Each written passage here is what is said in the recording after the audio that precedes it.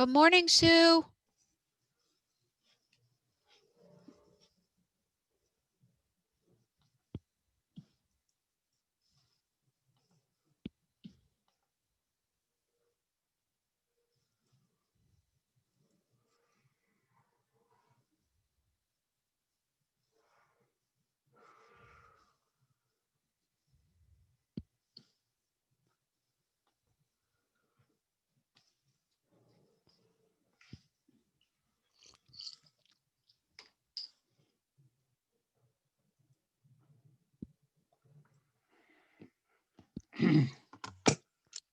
Good morning.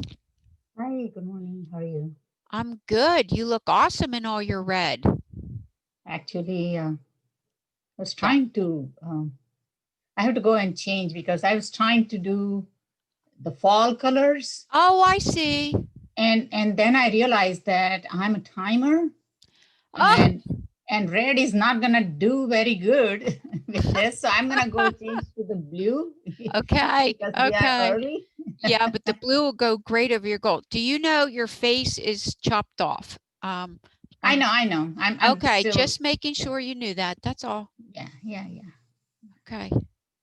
Yeah. So video setting, right? So, virtual background.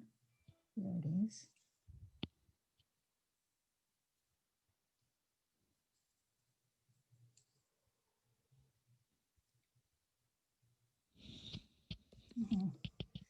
My office,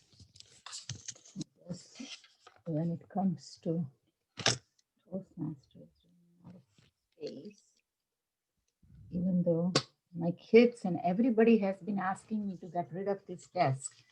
But I don't know if you knew, in 80s, that used to be metal desk. In when, Sue? In 80s. Oh, yes. Oh, yes, because I taught. I had a metal desk. I still had a Right. metal desk when I left. Right. So when we bought this home, my husband and I, we went to one of the guy who bought old office furniture. Okay. And we bought this desk. And Okay. it is like literally a ton weight. Oh, I know. So we had to call a few muscle men to bring it upstairs. And then my sister came, helped me renovate the home. She said, why don't you get rid of it? And I said, no, I'm not getting rid of this because number one, it has two trays on the two sides and I like it. Okay. And then second thing is that it's wider than normal desk. So I can use the real estate. And the last thing is that, I'm like an old school. Oh, I know. I know. So, okay. Now check it out. Okay. Check it out. Nice. Great. Yeah, Love it. So I'm just going to tell people to pin you. Okay. Pin. Yes. Yeah. Pin. They pin you. So, good. So how do they pin? You don't do it. They do it. It's up in the top. I know, but like I'm like just up in the top corner of three dots. Yeah, the three dots. Correct. And click on pin. Right. Okay. Yep. Okay. I was thinking about last night or day before, whenever we had conversation. Yeah. I think she wanted to be a Toastmaster and a presenter. Yeah. Well, that's not happening. And it wasn't going to happen. I know, because then it becomes the shell show. No, that's not the way it's going to be. Yeah. And here we are at 8:35. I'm hoping Lois gets on pretty well, and Mary Jane, I mean, not Lois won't be attending. I don't know where she is, but I guess wherever she's at, she's traveling somewhere. She has no Zoom capabilities or is going to be doing something that she's totally unable to participate. So that's how it goes. Yeah, you're right, Sue. You're right about her. I'm sure it was, yeah, because I'm not looking like a big shot. So, but it's so sad. It's just Yeah. sad. At this point in our lives, it's sad. I mean, Yeah. she's had all these, and again, this is not about feeling unrequited on her part. I just think that it's just her personality. She just needs to be front and center. And, you know, that's what we've got. Yeah. I'm typing up her bio now because she had to send it to me by text. And Okay.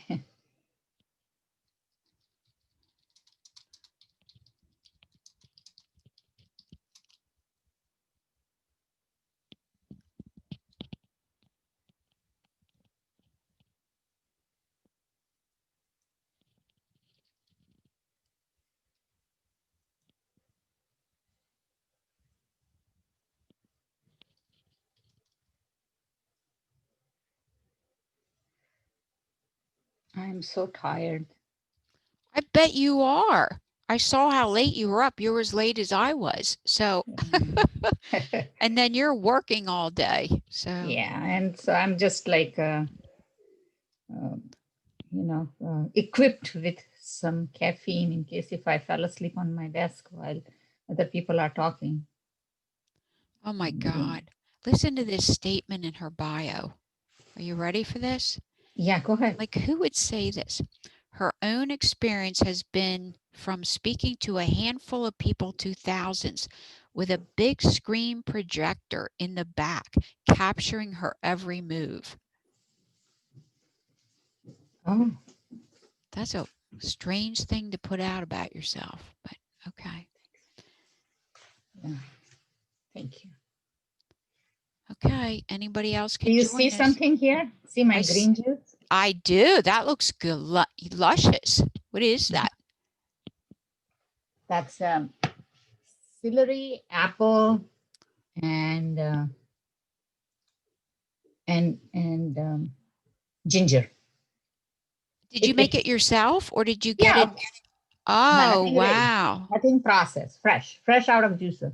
Nice. Yeah, that sounds like one of those Bahi drinks you can buy, or I forget what they're called, botanic drinks. You pay big bucks for them. That sounds delicious, Sue.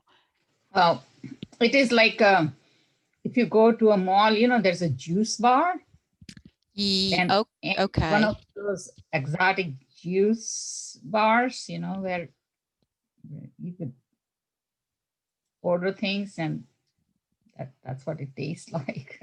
Awesome, literally awesome. Well, I'm in Lancaster, so I don't get to Harrisburg, that area too. Or which mall? The York Galleria Mall, you mean?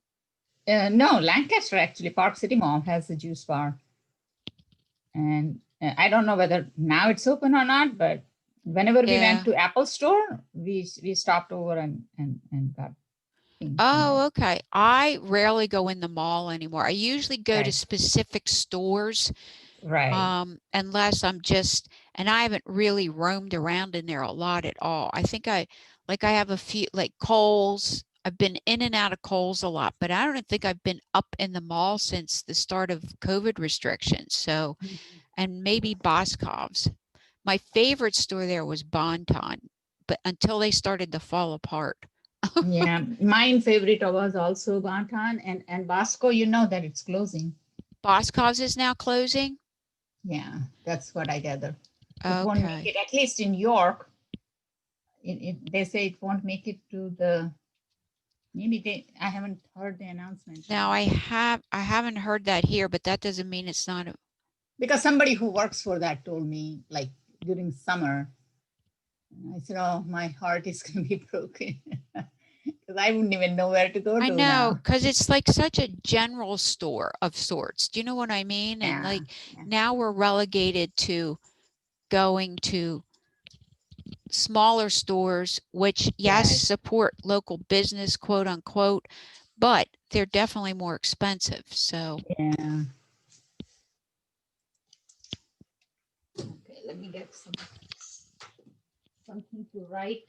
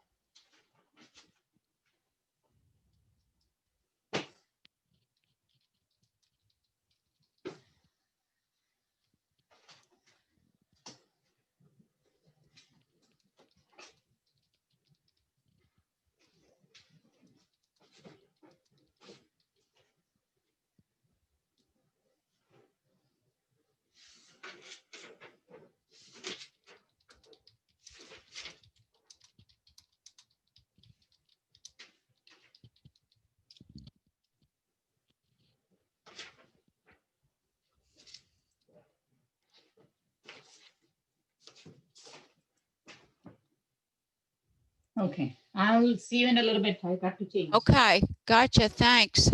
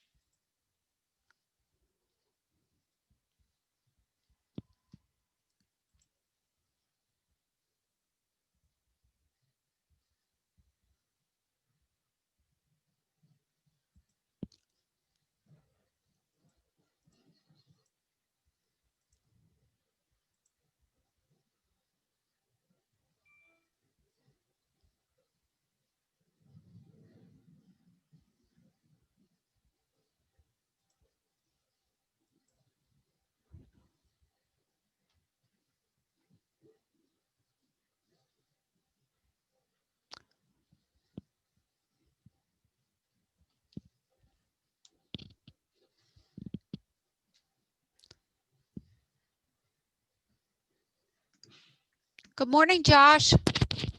Morning. How are you? Good. How are you? You look all vital and healthy. Got rosy looking skin, which is a good thing. Sure. No, it's definitely a compliment. So you look, and I see a little bit of twinkle coming back in your eyes. I like seeing that. So Thank you. yeah. Anything new in your world? No, not really. Just hang No. in there with this coronavirus stuff. Yeah. Hanging in, hanging out, hanging upside down. Yeah, pretty So much. where's the farthest you've been? What do you mean? Like travel wise? Oh, I haven't really traveled that far at all. Okay. I've only seen my parents and stuff. That's it. Yep. Yep. I understand. My daughter's in South Carolina. I don't know if you remember that, but she's in North Myrtle and she just really wants me to come down because she just had a brutal time with COVID because she co-owns a restaurant. So Yeah. so I'm gonna drive and probably isn't a whole lot to do down there right now. So be outside. So hey Good Shane. morning. Hey, Here good morning. comes- Hey, real quick, sorry, because I want to make sure I get this checked. Can you make sure I can share my screen, please? Yeah, it's all checked. Okay, You should great. be able to. All right, great. I want to make sure see if my video works here. Thank you.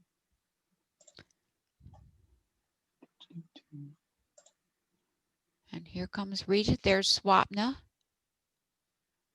Good morning, Josh. Morning, everyone. Morning, Swapna. Morning. Sue has already been here and she's. Can you hear it? Yeah, I was like, what happened to my screen? Are we watching the Today Show? Is that what I should be seeing? Yes. Okay. Yeah. Very Okay. good. Okay. Cool. Thank you. All right. Whenever you want to stop sharing, because I don't think Yeah. I can bring people in. And here comes Mr. Bill Z.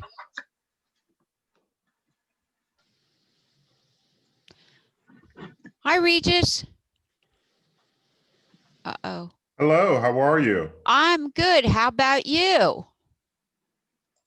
You're looking sharp there. Doing great. Well, you look sharp this morning. Oh, thank you. I appreciate it. Yeah. How's your Thank daughter? you. How's your daughter? She is doing great. Oh. Growing like she said, I'm growing like a dandelion because that grows faster than a weed. Okay, so what does that mean? She's taller than me at this point, which isn't hard to do. We argued about that. She said she is 5'4". I was like, you are What? not 5'4". Well, I'm 5'1". So if that would make her definitely tall. Yes, on the tall side. Or because what is she, 10? Is she 10 yet? She just had her 11th birthday. Okay, there we go. All right. Well, she's entering that growth stage. That's right. Here we go. Regis, I just want you to know that from this angle, it looks like the picture to your left hanging on your wall is crooked. So on your left, there's a picture. Yeah. No, the picture is not crooked. His screen is slanting. His screen. Okay. So now he moved. He's good. Yeah. If we can keep the picture Am I out of good the background. now? You are great. Yep, yep, Okay. yep. You could take off that lamp down and that it would be perfect. The we light. have- There is a distraction on your left-hand side. There is a lamp and some Oh. stuffed animal or something like that. Or a bag That's the behind piano. you. Oh, that's a On piano? your left side. Yeah, that's a piano, Sue. I don't think you can Oh, take I it see. down. Okay. Never mind. And Swapna, you have a background of Afghan, how to make an Afghan? Yeah, Swapna, you have an interesting background there. No, we can't hear you. Unmute.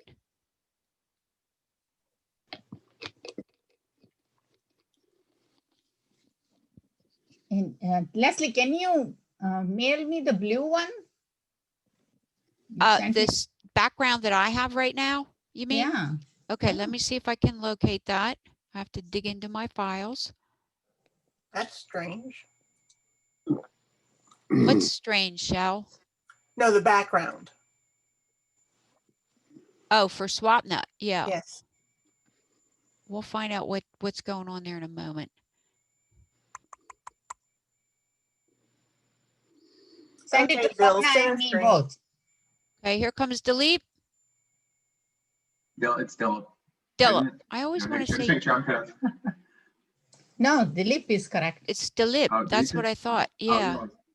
Hello. Hi. Good morning, Good sir. morning. How are Good you? morning. Good morning. I'm so excited. We're all here. We're just about all here. At least the members are. Our Well, speakers we're all are. here. Are you? Yes, I am. You know what? We're Oh, just that's missing good. Mary Jane, and I'm going to text her to make sure that she is okay with joining. Hopefully, I better check my email, and I'll get to your screen here in a moment. Yep, and Paige is getting on right now. Very good. Leslie, you said Hey, guys. this Templeton, you could actually hear the audio, correct? On your Yeah. thing, On the video, yeah. oh boy, I don't know. That one, okay, yeah. Not so sure I could. Let me, So, all right, let me check it. okay.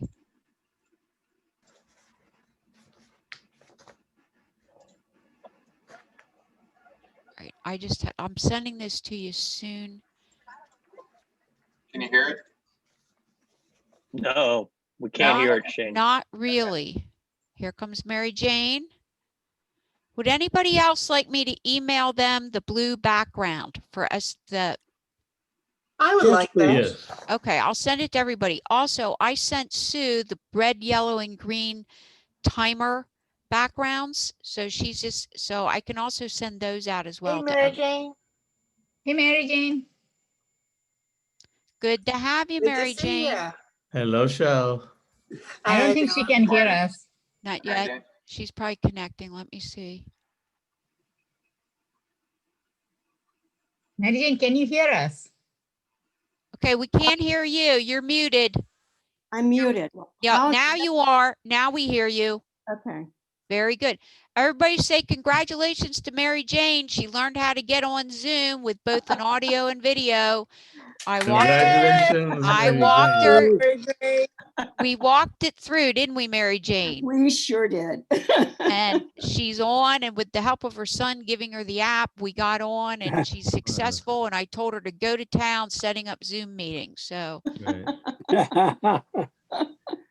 Bill Zdankovic, good Good morning. morning. Would you lower the adjust your web camera so we can see Yeah. more of your face? Don't jump. There you Sit on the pillows, That part right there. like 5 pillows. He's making a jumping jacks. Sue, where are you? I am in Hawaii. And you're working from Hawaii.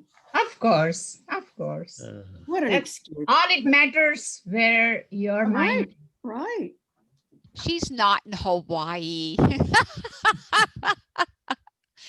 We can all just pretend she's in Hawaii. How's that sound? I think that would be pretty cool. No, that's great. Do you have relatives there, Sue? Not a soul. I mean, I'm just kidding. It's a virtual background. Oh, okay. Yeah. Well, I mean, I know a friend of my aunt's, he was out in Arizona with his mom for a month. And, you know, he had a great time. Hi, Shane. Good morning. Actually, I don't even know how to get off this Okay. virtual background. All right, we've got some guests coming in, everybody. And I'm sending out these backgrounds right now.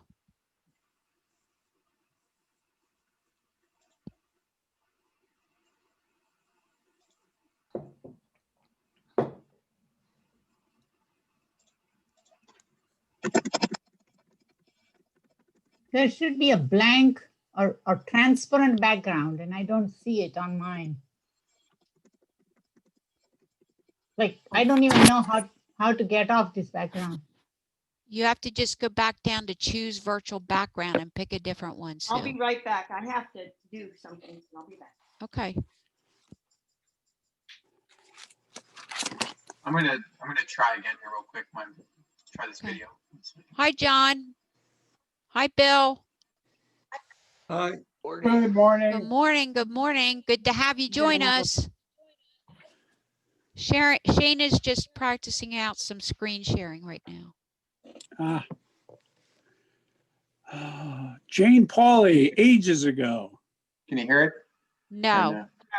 No. Huh. I'm trying to think how you do this, Shane. I think I've done this before. You hear it, but we don't. I'm There wondering is if on the share screen, there is a button that says, I think probably on the left-hand bottom that says, turn on the audio.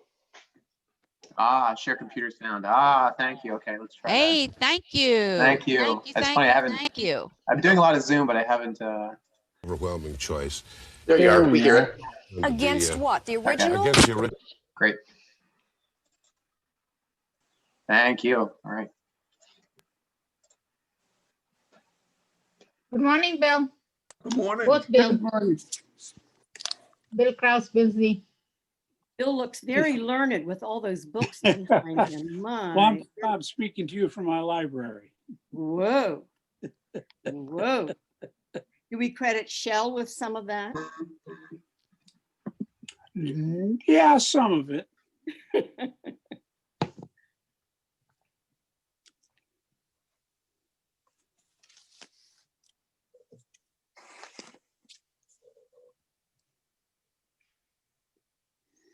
Know how to avoid this reflection on my eyes. Maybe if I look down.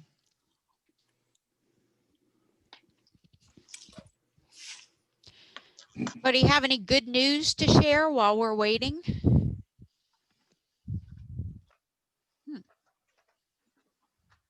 Well, my daughter wants to buy a new house, and this week she's already had the people that want to buy it have had their house under contract, and now it's like a domino effect. Then the people that want to buy their house signed up 3 days ago, so it's all the dominoes are all lining up. Pretty good. And she's excited. I mean, their house is nice. It's on the side of a mountain on a lane where there's 6 houses, but they want to go, they have a chance to go to a bigger house.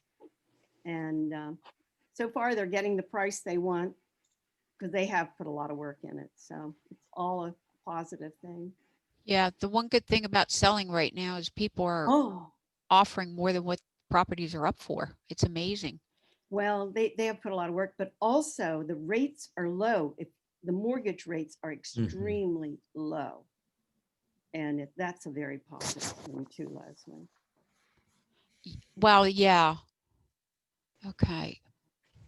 Swapna is having an audio issue. She's unmuted.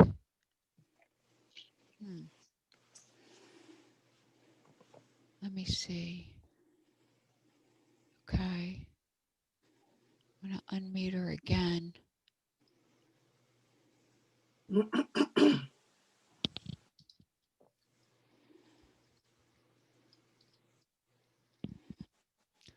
on, let me see.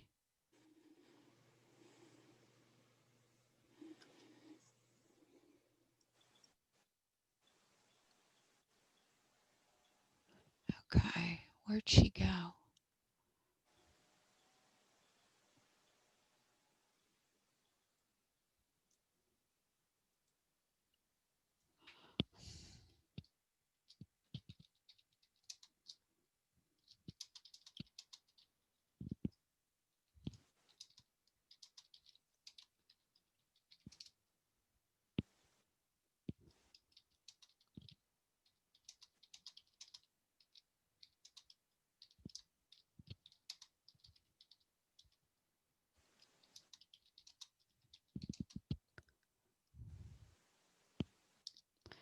Swapna, can you hear us? Can you hear me?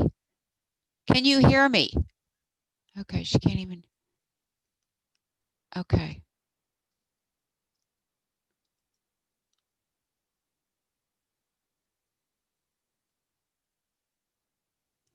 Swapna's frame on my screen shows her as muted. Right. Swapna, you are muted. That's why we cannot hear you. As long as you can hear everyone, that's good. Can you unmute yourself, Swapna? Yeah, now can you hear us?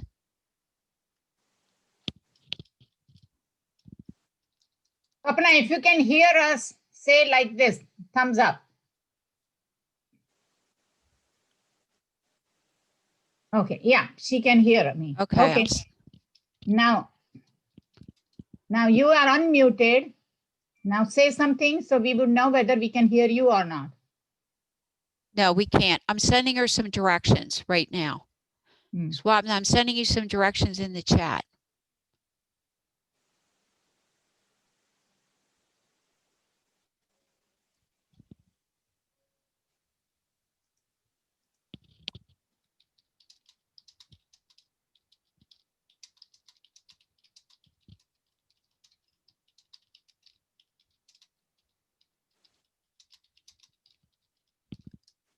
Okay.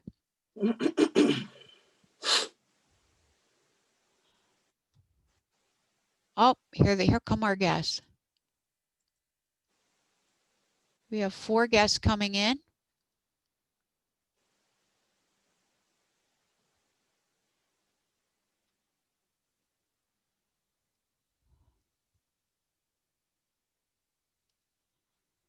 Ray, long time no see. Hey, Ray, good morning. So Good morning.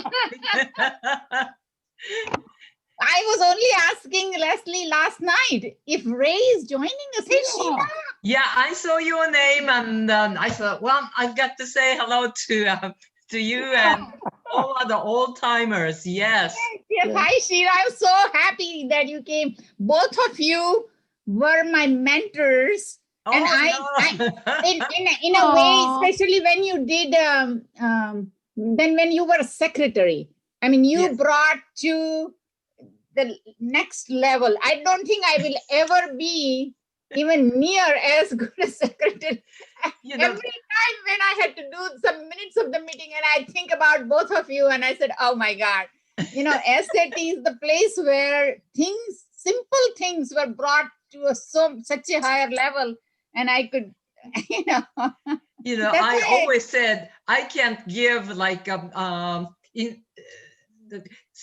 some of you didn't have any problem coming up with speech in a day's notice or anything. And I said, English is my second language and I can't do that. And Sue, you just defeated my whole argument. You just came up with wonderful speeches at a short notice, and I was so jealous of you. Actually, it was Shell. She would just sign me up. I mean, I said, Shell, I just gave the speech last time, and she'll say, oh, you'll figure it out. Next time I had to come up with the idea. And then the biggest hurdle was that topic, right? So now that Shell has put me every time, I'm always driving or going place thinking about what topic should I talk. And some of the places I got inspiration was one time my husband and I, we were watching Indian movie, right? And there was this architect who had done some work and some senior homes were in trouble. And one of my project was controversial speech, right? Controversial audience. So I took the inspiration from a movie. So, we have to be kind of as innovative and there was a lot of inspiration in SAT for sure. Everybody helped me, I tell you, everybody. Ray, how is Asheville? Oh, lovely. Of course, we are in phase 3 and I'm afraid that North Carolina is heading toward the wrong direction, like many other states.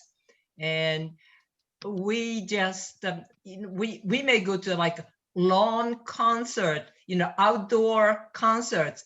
And if the weather gets bad or forecast is bad, then they're going to inside. And I just don't feel comfortable to go inside yet. But we are doing a weekly bring your own lunch, social distance getting together. We have a nice back patio, and we invite our friends and neighbors every week, and we are enjoying that. Wonderful, wonderful. Yeah. Yeah. Well, I know the weather. I ate out. So I was out 3 times this week for lunch, and it was great fun. Great fun. Mhm. Beautiful weather. That's for sure. Yeah, we are getting like a mid 70s during the day. So it's nice to have an outdoor picnic or get together. Yes. Right. Yeah. Yeah. Even up in Boone, it's been nice this week, my daughter said. So Yeah. Boone is a little north of Asheville. right. Yes. Yeah. Okay. Oh, John Brown is now joining us. Hey, John. I didn't think Good John would morning, be able to make John. it. Morning, John. Good morning, John. I'm glad to see you could make it. Good morning. How are you? Doing fine. Thank you, Leslie. Hello, everyone. Good morning, John. Good to Morning see all. you. Morning, John. Morning all.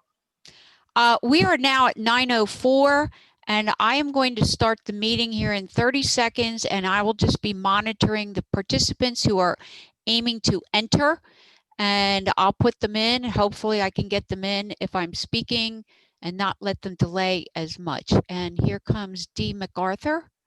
Hello, Dee. Hey, Oh, Dee. hello, Dee. Hold on. Uh-oh, we got an echo. That's me. It is me. Okay. There she is. Hi, Dee. Hi. Okay, hold on. Ooh, that's a fun effect. It's Halloween, you know. Almost. Perfect.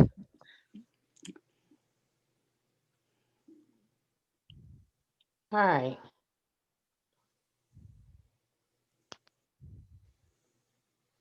Okay. Does everybody see me talking or not? It Yes. looks Yes. okay. The All flag right. in the background. I love Yes. the flag. That's nice. Very nice. Ready to go. Welcome, everybody. It's a celebration. Today marks the 10th anniversary of Susquehanna Advanced Toastmasters. And to make this a special occasion, we have also combined it with an open house. And we are excited to have all of you here. In a moment, Shane, our VP of membership, will be asking you to do a quick introduction because we do want to keep our meeting moving, or our celebration moving, since each of you, there are many of you who have very well prepared and some exciting topics to share with each of us. At this time, so we can be official, let's all stand and pledge allegiance to the flag. You'll be seeing my belly button if I stand.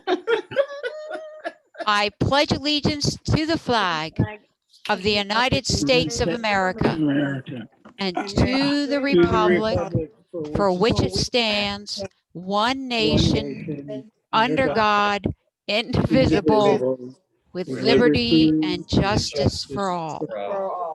Thank you, everybody. Good use of mute, not. Yes.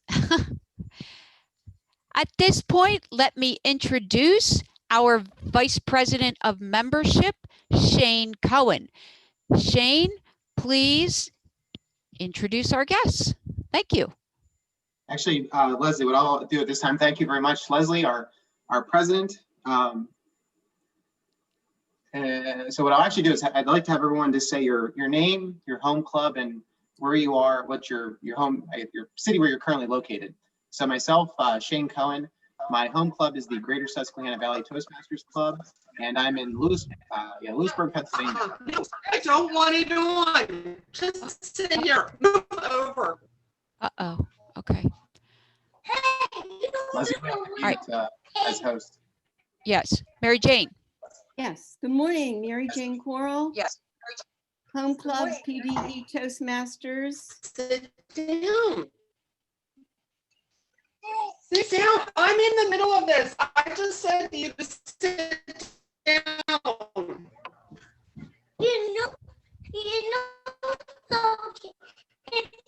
I'm not sure where that's coming from because she's muted.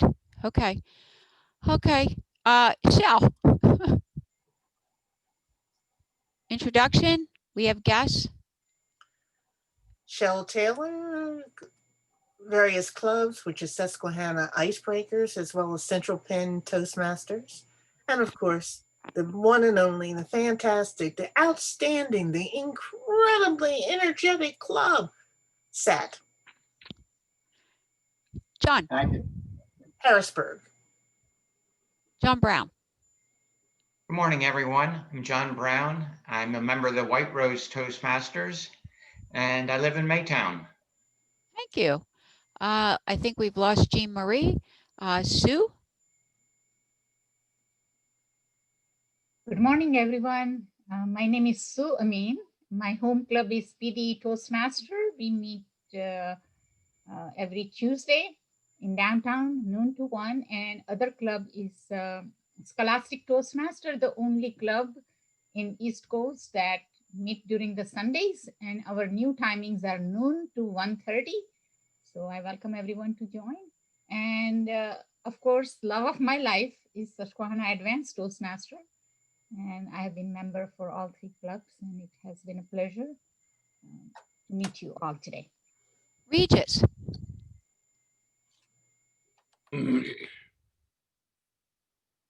My name is Regis Bingham. I live in Williamsport, and I am a member of the Greater Williamsport Toastmasters. Thank you. Dilip. Hello, I'm Dilip Abesekara. I live in Sunbury. My home club is Greater Susquehanna Valley Toastmasters. Thank you. Bill. Bill Krause. I'm Bill Krause, now here this Toastmasters in Mechanicsburg. Thank you. Sheila Martin. Hey, Sheila. Hello, everyone. Good morning, Sheila. It's not awkward at all because I know so many of you. It's wonderful just to see everyone on screen again. My name is Sheila Martin, formerly from the Ephrata Cloister Club and from SAT.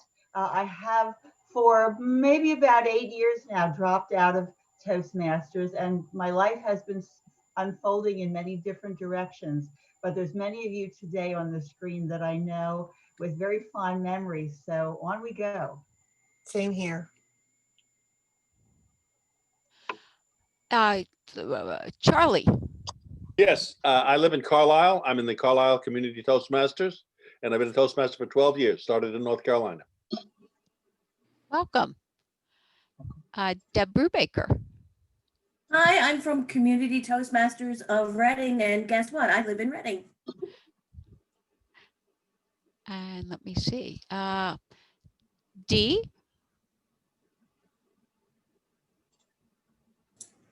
Good morning. My name is Dolores MacArthur. I'm a member of the Gannon Fleming Toastmasters Club, and I live in Oberlin, Pennsylvania. Thank you. Josh. My name is Joshua Smith. I belong to the Carlisle Community Toastmasters, HYP Toastmasters, and of course SAT. And I'm living in Carlisle, Pennsylvania. Thank you. Ray. Good morning. I belong to 4 clubs in the Asheville area, including Advanced Toastmasters of Asheville. I really miss the high quality of SAT, and I chartered the Advanced Toastmasters of Asheville And I sent emails saying, okay, my old advanced club is meeting, celebrating the 10th anniversary. And John Bowen, I saw his name somewhere, John Bowen. Yeah, he's here with me. He belongs to Advanced Toastmasters of Asheville as well. Oh, thank you. Thank you. John Bowen. Well, Ray just introduced me, and that was great. I'm a member of Advanced Toastmasters of Asheville, and I decided to come and see just what happened to Ray to make her to the person that she is today. Oh, thank you. Bill. Bill Zdankowicz. I'm a member of SAT, of course, and of Effective Communicators that meets on Monday mornings at 7:15 a.m. in Camp Hill, Pennsylvania. But I live in Harrisburg with my beautiful wife, Shell. Thank you. Thank you. I'm catching up here with everybody's here. Robin. Hey, Robin. Hello. I'm Robin Smith. I'm from Community Toastmasters of Reading. We meet on the first and third Wednesday evenings at 7 o'clock. I decided to come here. I never heard of an Advanced Toastmasters Club before, but someone I know from networking sent me an email and invited me. I don't see Adrian here. Oh, well, Deb Brubaker is here. Yep, I see you. Hi, Deb. I can only announce that. I know Adrian. I'm glad she met. Okay, nice to meet you, Robin. Glad you're here. Great, Thanks, great. Shane. Jeff Dumbach. Good morning. My name's Jeff Dumbach, and I'm a member of the Sunflakes Toastmaster Club in York, Pennsylvania, and I live in Lancaster, Pennsylvania. Great, great. We have McKeith joining us. Yes, with University City Toastmasters. Good morning. Good morning. Would you introduce yourself, your club, and where you're from? Sure, 1 second. Competing with a cranky 4-year-old. I am Machetem Porti. I'm secretary of University City Toastmasters and very glad to join your celebration today. Great. Good to have you. Thank you. Thank you. I believe we have everybody. I have except Jean Marie Twizzler. I don't know. Are you present? Yes, I'm present. Sorry about that. I am with Speak Up Toastmasters in Malvern. It's a corporate club through Vanguard, and my son Isaiah. And I live in Delaware County, Pennsylvania. Thank you. Great. Nice to have you. Wonderful. Wonderful. I think we have introduced everybody at this point. Except Swapna. And that means except Swapna. But Swapna, I don't know if she's able to speak yet. So maybe you can introduce her? Oh, thank you, Sue. That would be a good point. Swapna Dasgupta is here with us, and she is a member of SAT, and she is also a member of Sue. Would you please fill me in? She's a member of PDE Toastmaster and also Scholastic, her home club, Scholastic Toastmasters. Swapna recently has achieved DTM and she lives in Harrisburg, Pennsylvania. Thank you. And and it's great to have all of you here. And Leslie, can I do one thing quick so I don't forget? If we could all, if you don't mind, I can. Let me know if you. I can race you after. But can we all smile? I'd like to get just a nice screenshot for our celebration of you smiling in the camera. So yay, SAT, 10 years. Thank you. Appreciate it. All right. Thank you. Shane, it's your turn to introduce. Yes.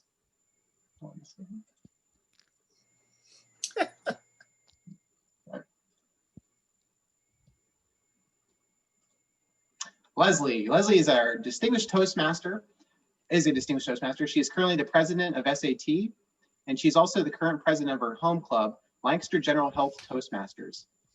She has been a Toastmaster since 2014, after retiring from public education.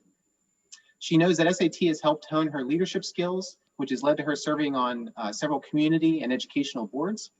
as well as serving as an area director for Toastmasters for 2 years. Her favorite quote is from Ralph Waldo Emerson: "Nothing great is ever achieved without enthusiasm."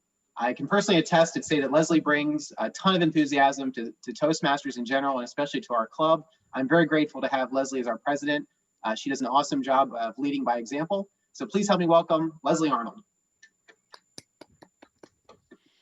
Yay! Not for me, but for everybody here as we gather together to celebrate the 10th anniversary of Susquehanna Advanced Toastmasters. I'm so thrilled that so many charter members and or some prior members have joined us today, because you are in for a treat. And for our guests who are joining us, you are in for an even bigger treat, because as was shared earlier, some people miss the quality of Susquehanna Advanced Toastmasters. Hopefully you are going to walk away today knowing more about our club and also learning some very helpful and inspiring information via our different speakers. And later, I'll give you a little bit more about this whole celebration that recognizes some of the achievements that SAT is known for. Without hesitation at all, I am ready to introduce our educational moment speaker, Shell Taylor.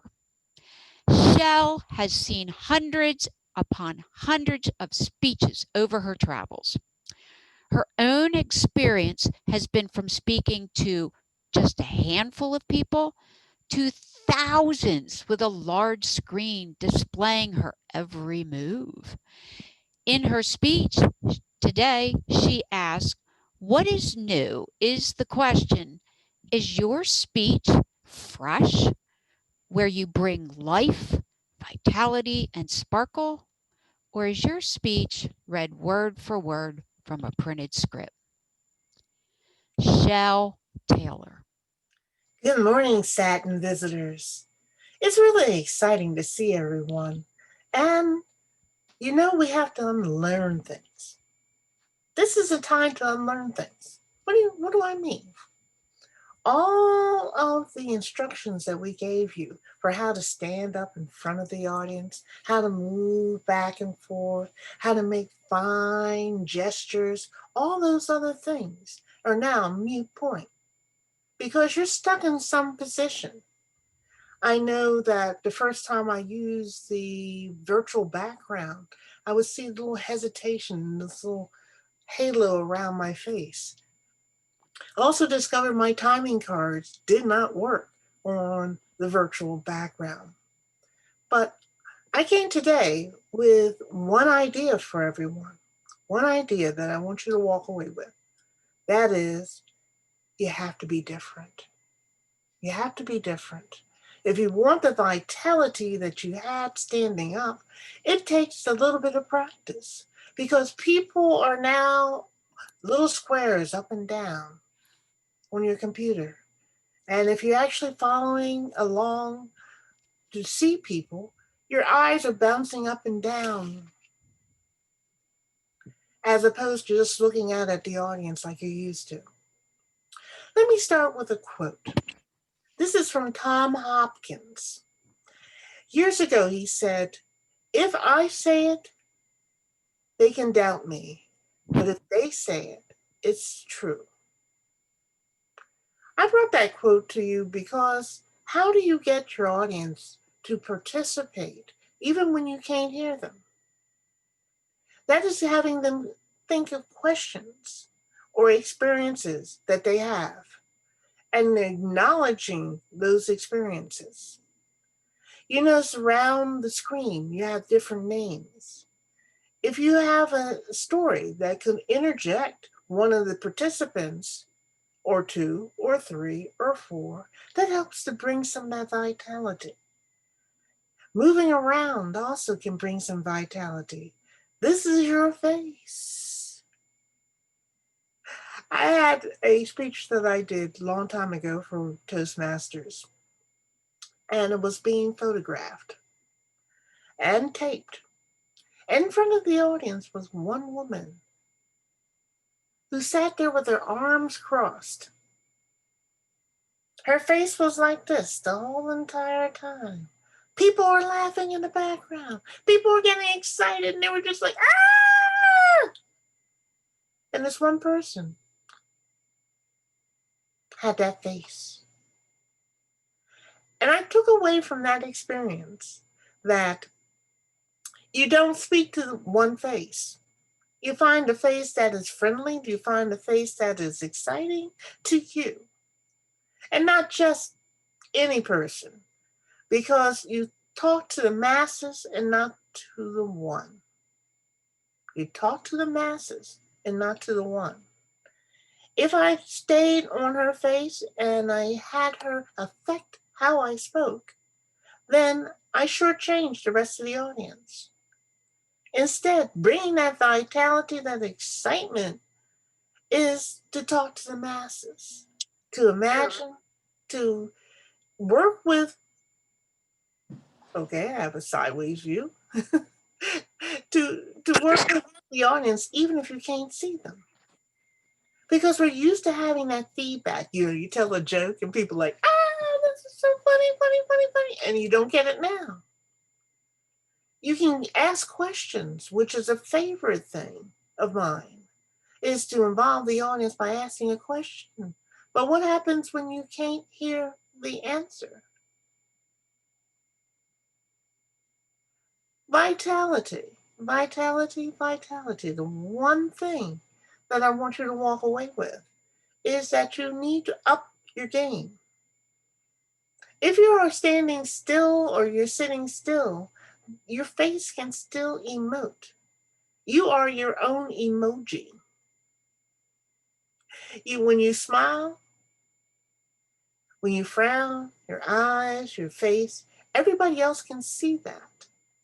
And if you come with your game that's exciting, then you're using your eyes, you're using your mouth, you're using the tone of your voice. My husband has a different tone to his Siri. So if I want to talk to his Siri, it's, hello, Siri. And Siri says, hello, like that. So anyway, this is the message I have for you today. And this is the message that I'd like you to walk away with. And that is, bring your A game in a different way. Your imagination in a different way. You hear voices that no one else hears. You walk in with excitement that you bring to the table. And in your speeches, you do the same thing. Because it's really easy to sit there, read your script, and not give your audience that sparkle, that pizzazz. Because you can look at your audience if you don't bring that pizzazz, and you'll see them drinking, you see them sleeping. I actually had one person flossing his teeth, things like that. So bring your A game, get your excitement together, and wow them. Wow them. Back to you, Leslie.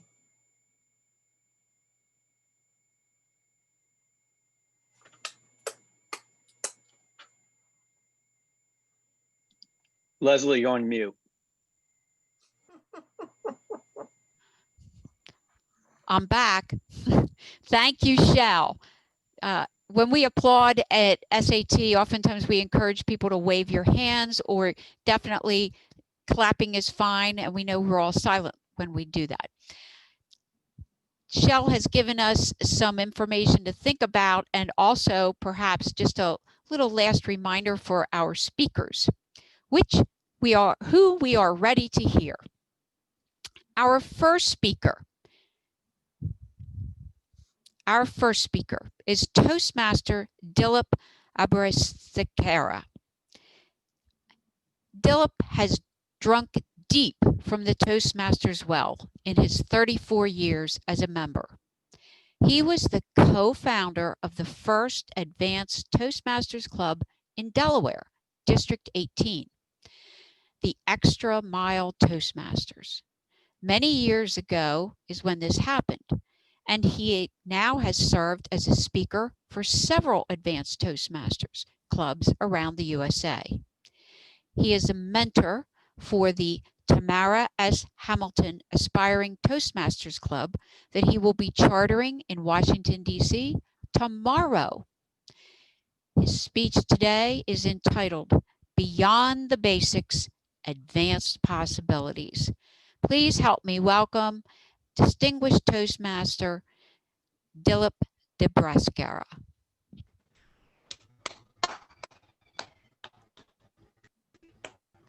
Madam Toastmaster, fellow Toastmasters, and most welcome guests,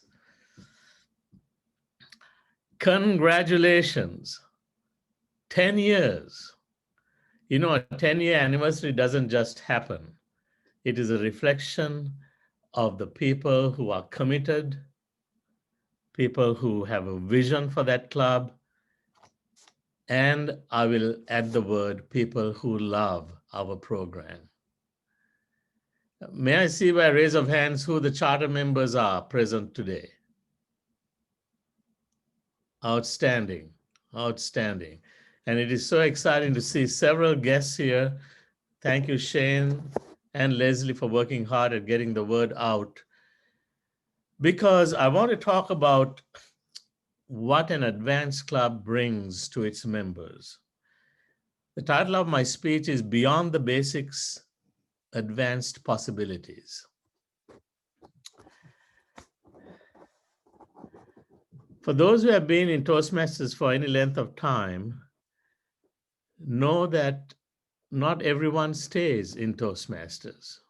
They may be excited for a while, they may achieve their competent communicator, and then gradually people fade away. The average length of membership in Toastmasters International is 1.5 years. I think it's going to get a little shortened now since we are in the period of COVID-19 and we've seen many more defections or drop-offs. So we have a turnover problem in many clubs. Advanced clubs have a solution to this challenge, a solution to the boredom that many Toastmasters experience after they've been there for 1.5 years. A solution to the staleness that many Toastmasters confess about the 3 and 3 and TT, you know, three speeches, 3 evaluations and table topics, 3 plus 3 plus TT. And they've gone through it year after year after year. It's the same thing. And they can just recite what's going to happen at the club meeting before they get there. There's no excitement. There is no challenge for some people. An advanced club brings a new way of looking at our learning. An advanced club is for people who are committed to ongoing growth, ongoing improvement, and people who are committed to helping others improve. So allow me to share with you a few ideas. And you might want to write these down because I'm going to go through them fast. But I have seen these ideas work at clubs. And in fact, the club that I will be helping to charter tomorrow in Washington, D.C. has already received this and much more as they charter their course. First is advanced possibilities. Toastmaster members must know that there is something beyond giving a manual speech at a club and receiving an evaluation. What is beyond that? 2 things I would suggest that Toastmasters are aware of, or many are aware of, but don't know how to get there, is one is to shine in speech contests. But they don't really know exactly how to do that. They try, but they don't have any guidance. An advanced club can do that, provide that guidance. The second is the accredited speaker program. If you have never heard about it, the accredited speaker program is one that recognizes professional level speaking skills in Toastmaster members. But it goes far beyond that. To be an accredited speaker, one has to show subject matter expertise as well as professional level speaking skills. And it is one of the hardest designations to get. It started in 1981. To date, there are 87 Toastmasters who've been awarded it. Last year, there were 20 who applied, 14 made it through the first cut, and then 4 came through that evaluation, and then 4 tried to achieve it at the virtual convention we had, and one of them became an accredited speaker. So you might ask, well, how does that work? I suggest to you there are things that we can do in our club, in our advanced club. Analysis, support, and knowledge. If you want to remember that, think of the acronym ASK, ASK. Analysis, support, and knowledge. But it doesn't always happen in that order, so I will mix up the order. An advanced club can function as a lab for the accredited speaker trainee. Now, the accredited speaker is a recognition of professional level speaking skills, but not every Toastmaster wants to become a professional speaker. That's okay. You've heard the saying, if you want to get to the moon, shoot for the stars. Well, in trying, in attempting to stretch yourself far beyond whatever you have attempted before, you will find that you accelerate your growth and learning. I would suggest that the advanced club assign, if they don't have any accredited speakers, assign someone to do research on what it takes to be an accredited speaker. Go to the TI website, go to the accredited speaker page, learn what the requirements are to even apply for the process. Share that with the club, make that a speech. Or you can invite an accredited speaker to give a seminar or webinar. And then you will find that once people understand what's required, then they start thinking, how can I get there? What do I need to do? Accredited speakers and professional speakers are hired to speak, not just because they're good speakers. It's because they're experts in a topic that the audience is interested in learning about. That's why they get paid. They have expert knowledge about a topic of interest to the audience. And therefore, one of the things that I would recommend an advanced club do is invite the club members to find out what is the niche that they want to shine in. What is that niche? It should be something where your passion, your expertise, and the market demand is there. When you have passion about something, of course, you will develop expertise because you will read everything about it that you can find. You will go to hear speakers who have that expertise. You will absorb everything you can possibly, and you will do this regularly. And soon you will find that you know more about that topic, that area than most other people. You become an expert. But it must also have, if you're going to be a professional speaker, there must be a market demand. That is, people should be willing to pay to learn about that. Now, if you don't want to be a professional speaker, that's fine. You will still build that expertise and you will add so much value to your club members. Continuous study is required, but then I would recommend then that the advanced club gives each person an opportunity to speak about their expertise. And then here's a third idea that goes with that knowledge. Challenge people, invite members to speak outside the club. Why is that important? because then they get the experience of speaking to non-Toastmasters, of speaking to audiences that want to know about the topic that they have expertise in, learning to field questions, and learning to shape and mold their speech so that people will want to listen to them, people will gain knowledge, give them feedback, and they will become known as an expert in their community. So something I would recommend is, if you really want to encourage speaking outside the club, is to keep a chart, track which members are speaking outside.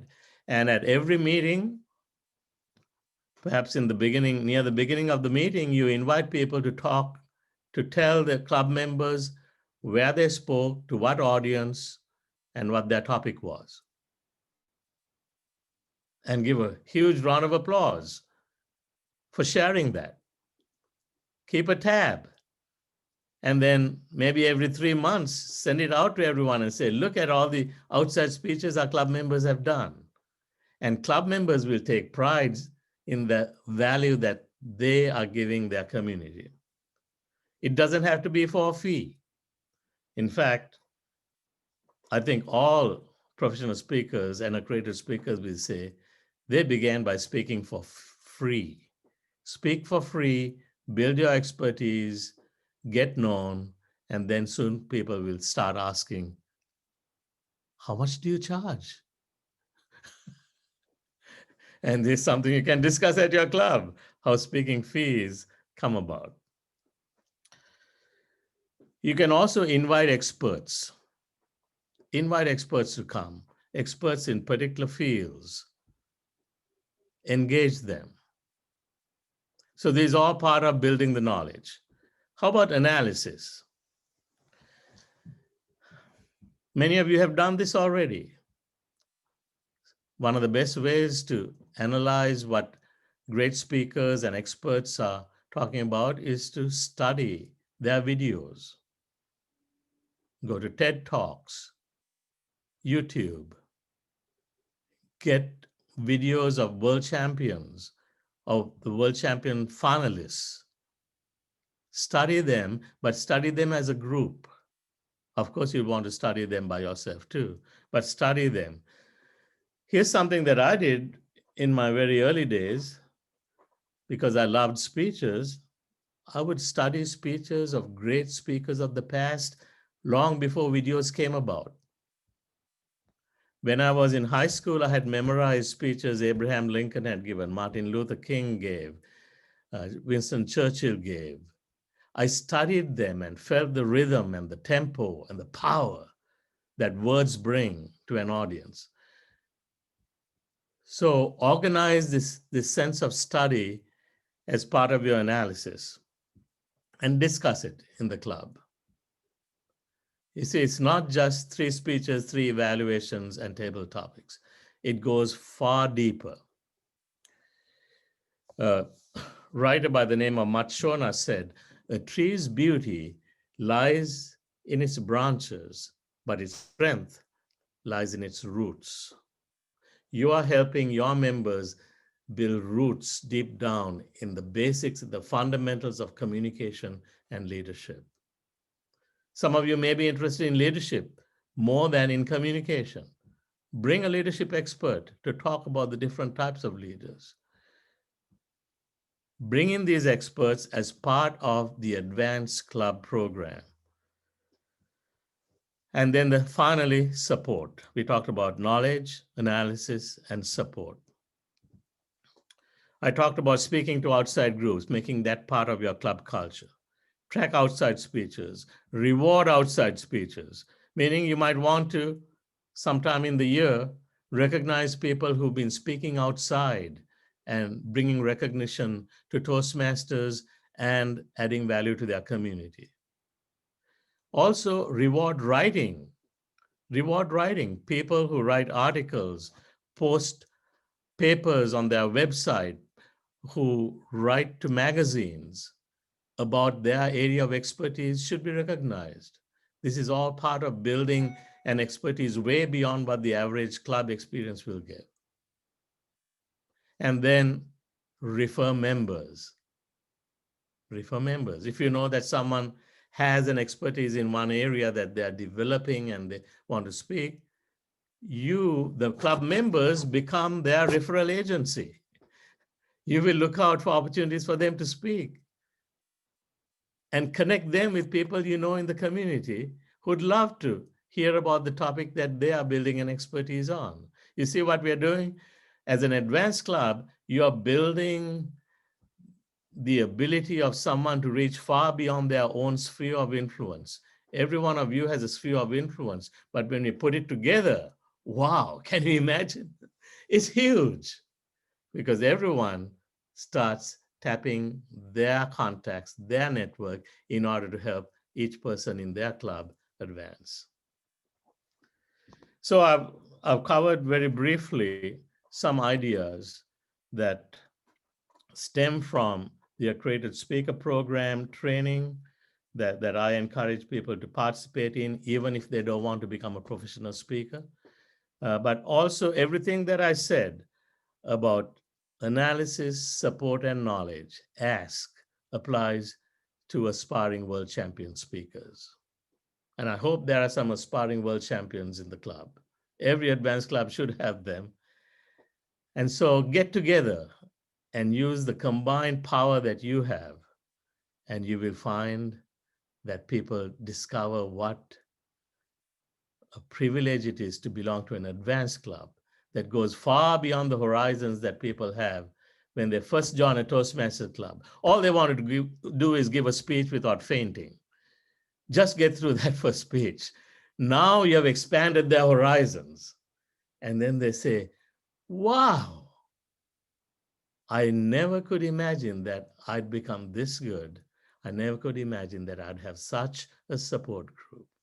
I love my advanced club because it is helping me not only spread my branches like the beauty of a tree, but put my roots deep down in the skills and knowledge needed for a top-class, world-class speaker and leader.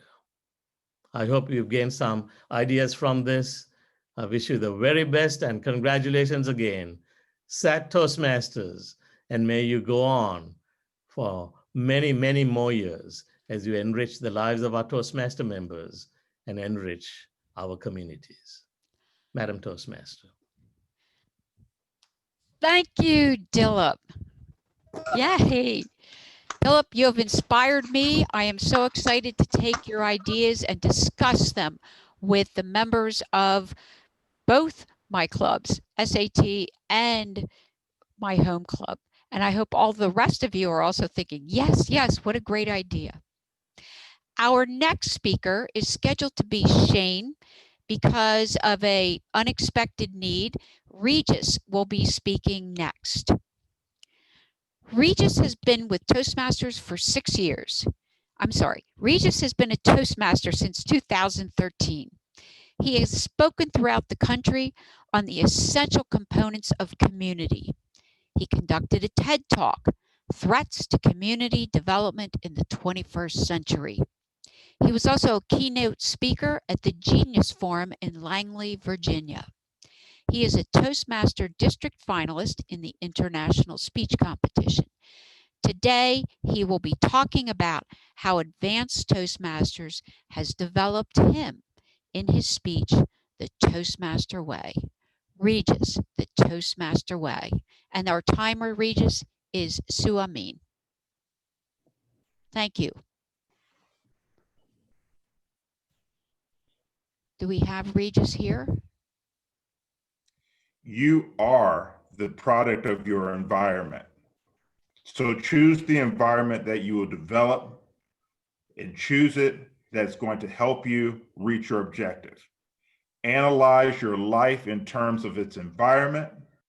Are the things around you helping you toward success, or are they holding you back? Those are the words of W. Clement Stone. Fellow Toastmasters, advanced Toastmasters, and most distinguished honored guests.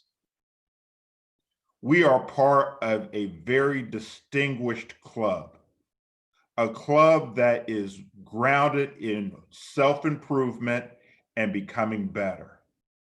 We reached out to Toastmasters because we wanted to become competent in our communication skills. We wanted to become competent in our leadership skills. But now there's more. There was an interesting conversation between Dennis Kimbrough, who is the author of Think and Grow Rich, A Black Choice, and Earl Woods, the father of Tiger Woods. As Dennis Kimbrough interviewed Earl Woods, he asked, did he ever push Tiger to become the greatest golfer that he has become? And Earl relates, there was a time in which after he had won the Masters again for the 4th or 5th time, and he was packing, getting ready to leave, and in the video, he was watching his golf game, and in the midst of his packing, he calls his own coach and says, hey, I noticed something about my swing. Let's go out and work on it right away. I find that really interesting that someone as so prolific as Tiger Woods, one, still has a coach, and two, is still trying to get better. He's not just a competent golfer, he is a master golfer. I view our Toastmasters experience and the Advanced Toastmasters Club very much the same way. We are a part of a club that doesn't just want us to become competent in our communication skills, but becomes masterful in our communication skills. It's the Toastmasters way. And it is because of that that I've been able to go to the Advanced Club whenever I have a keynote speaking address. And it is the Advanced Club that gives me feedback in order to deliver the best presentation possible. We're able to get feedback from all the members, not just one. And all of that goes into being able to be an excellent communicator. My brother often will say, it takes just as much work to be average as it does to be good. So you might as well be good. And if you can be good, you can be great. And if you can be great, you can become the greatest in the world. So I invite each and every one of you to be a part of the Advanced Toastmaster way, to become the greatest leader in the world, the greatest communicator in the world. Leslie.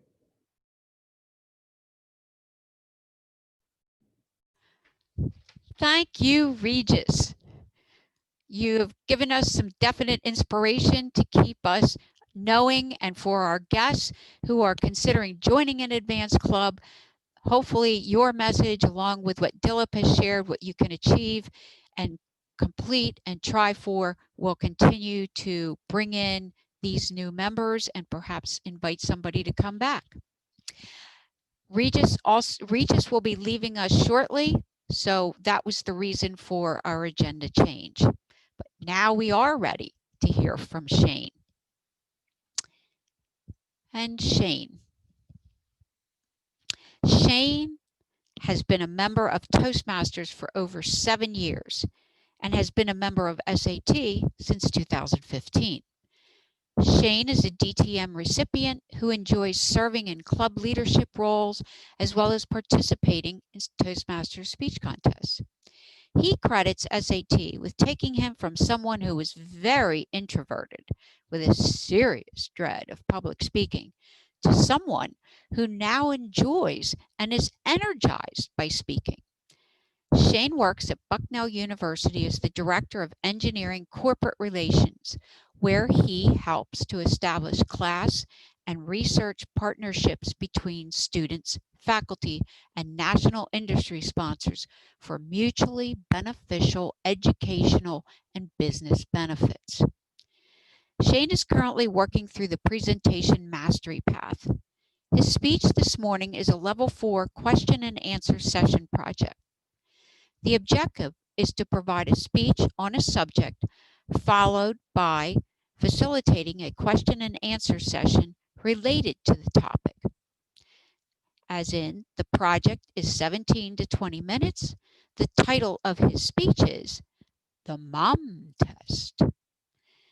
Are you a business owner? Do you work for a business? Have you ever had to sell anything? If so, you are certain your product or service is meeting or will meet your customer needs.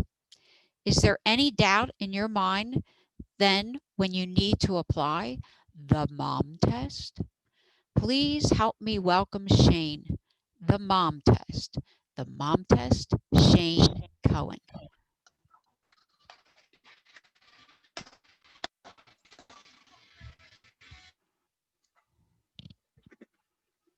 Thank you, Leslie.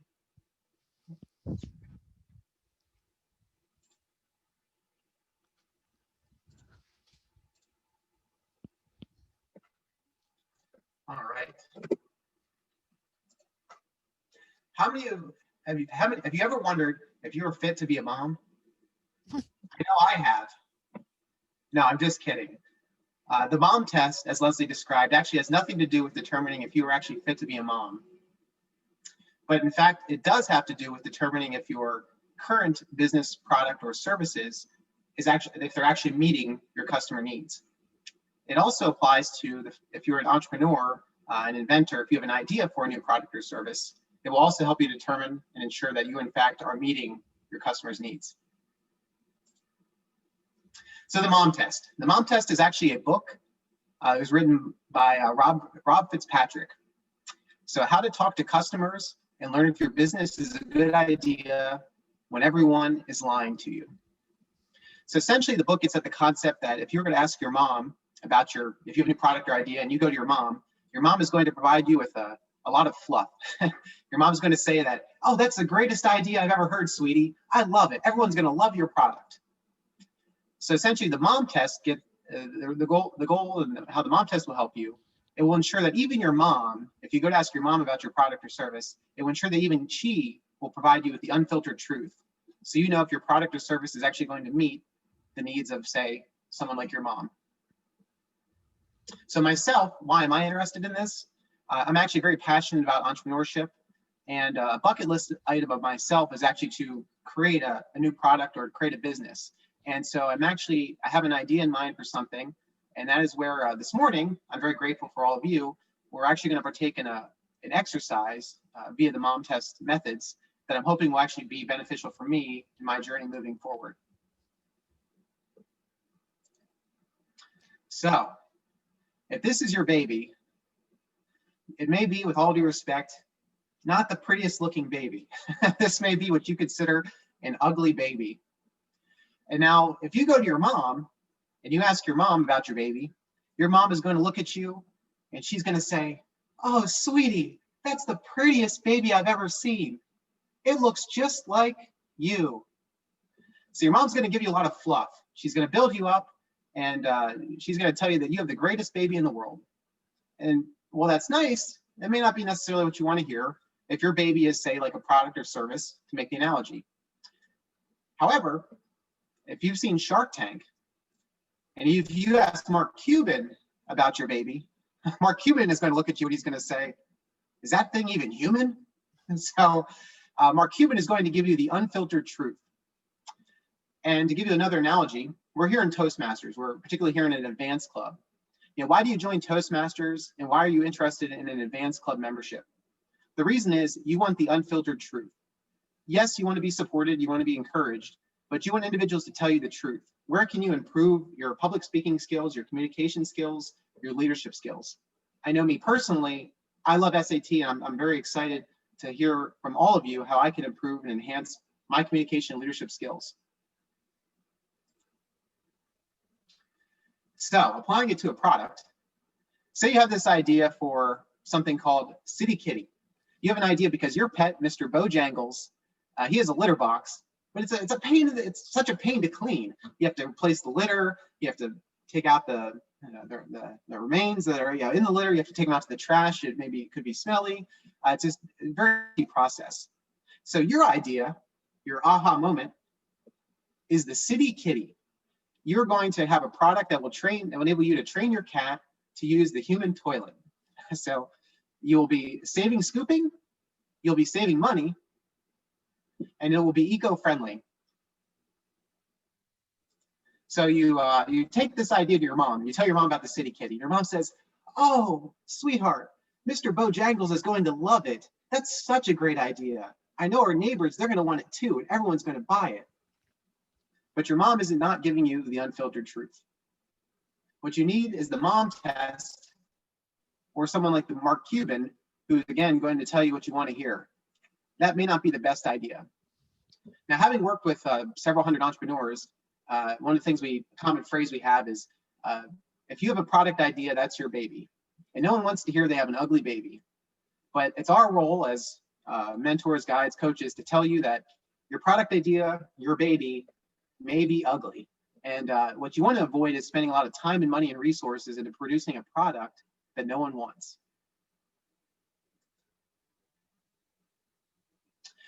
So I've provided an example from an entrepreneurial perspective. You have a new product, new business idea, but could this apply to a large international well-known company? The answer, absolutely. Have you heard of Coca-Cola? Well, if you were around in the 1980s, you may remember a thing called New Coke. Coca-Cola, it was their idea to compete with Pepsi. Pepsi had just created some new marketing materials called the Pepsi Challenge, in which they had produced blind taste tests that they were marketing via television commercials. And in these blind taste tests, the consumers were saying that they prefer the taste of Pepsi over all other soda products. So Coke saw this, and the Pepsi stock and the product sales started to drastically increase. So Coke had to compete with that. What they did is they decided they need a new formulation. So they reformulated their 100-year-old recipe to create New Coke. Great idea, right? Maybe not so much. What I'm going to show you briefly here is that this is an interview from 1985 on the Today Show with the then president of Coca-Cola, and he is describing how excited he is about this product, New Coke.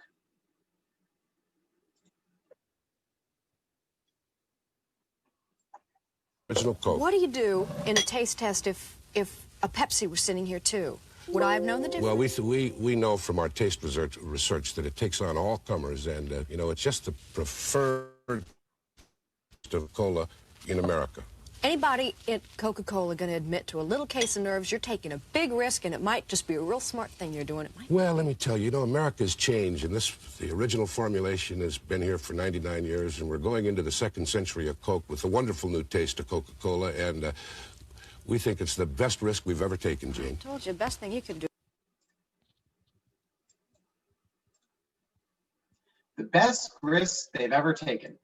And you heard it from the president. What happened is, in fact, it was not the best risk they ever took. Within 7 months, they went back to the original formula. At one point, Coca-Cola was receiving 8,000 calls a day complaining about the transition to New Coke. What happened? How on earth could a company like Coca-Cola produce a product that no one wanted? Well, the fact is, what happened is they weren't asking the right questions. They were asking the consumers the questions that didn't get at the heart of what the consumer really wanted. There was nothing wrong with the flavor of the Coke. In fact, what it was a marketing problem, and Coke was not actually marketing their existing product effectively. And the mom test would have helped them to solve that problem and would have saved many, many, many millions of dollars. So what is the mom test? What is this method? How can I apply the mom test? How can you apply it in your life? Essentially, it's very simple, and there are 3 key concepts. The first is you want to talk about your consumer, your client's life instead of your idea. So if you come at somebody and you say, okay, here's my new product idea, the problem with that is they're going to immediately have bias. your friends, your mom, they're going to want to support you, and they're going to give you the fluff. They're not going to tell you what you want to hear. So you want to ask about, if you're interviewing folks, you want to ask about their life, what they're currently doing, and you want to talk about their life, and again, the needs, the pains that they actually have, and not about your product. The next thing, when you're interviewing your clients, your customers, you want to ask specifics about their past instead of generics about the future. Again, you do not want to say, okay, I have a product idea that will do X, Y, Z, and it's going to cost X amount of dollars. Would you buy that? Because in most instances, somebody, to appease you and again to make you feel good, they're going to say, yes, of course I'd buy. That sounds great. Yeah, I'd buy it. But the fact is that may be highly unlikely that they in fact will purchase your product. So what you want to do is you want to ask about their past tendencies, their past, what they've done, what they purchased in the past, because past activities will actually most likely determine what they're likely to do in the future. So for example, if you have a new gym product, a new fitness product, and you interview someone, a potential client, and you say, oh, are you into health and wellness? And the person looks at you kind of funny and says, well, not really. And you say, or they say, yeah, yes, okay, I'd like to get in shape. I'd like to exercise. And you say, okay, great. You're getting excited. Then you ask them about specifics about their past, and you say, well, when is the last time you went to the gym? And they look at you and they say, probably 15 years ago. Okay, so that's showing that how serious are they about fitness, wellness, and exercise.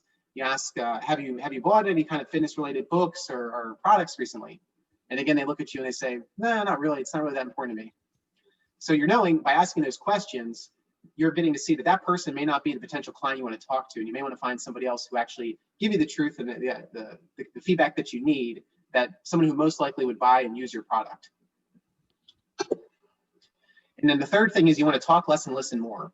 Again, this is an interview process. You're there to gather information. You're not there to pitch your product or idea, which we'll do here in a few minutes with an example. The next thing is going into the conversation, you want to have a plan in place. And the plan for that conversation you're going to have is as follows. You want to set the vision. So what is the challenge you want to address with your new product or service?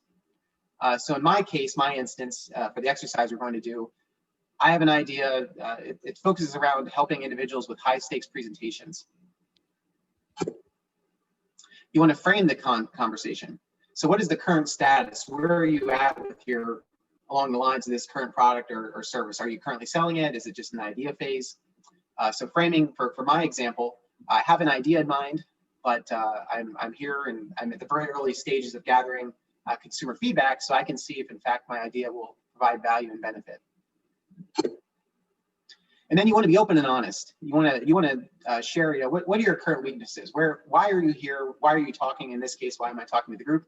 How can you help and benefit somebody and support them? So in my case, again, I have an idea. This is a personal pain that I've had doing high stakes presentations. I've learned a lot through my own personal experience, through Toastmasters and various things. So I'm hoping that I can help others, but I'm gathering information to know specifically how I may be able to help individuals in that situation. So, all right, now it's time for less talk, more action. It's time to do an actual exercise and to use the mom test. So I have a series of questions I'm going to ask, and I'll set some ground rules here. So first of all, there's no judgment, no ideas, no feedback is bad feedback. I'd like to if you could keep your responses succinct, so 30 seconds or less. And feel free, if you use the raise your hand button in the participant window, or I'll try to visually, if you raise your hand physically, I will try to call on you that way. So I'm stopping the share. So my first question to you, what do you consider a high stakes presentation?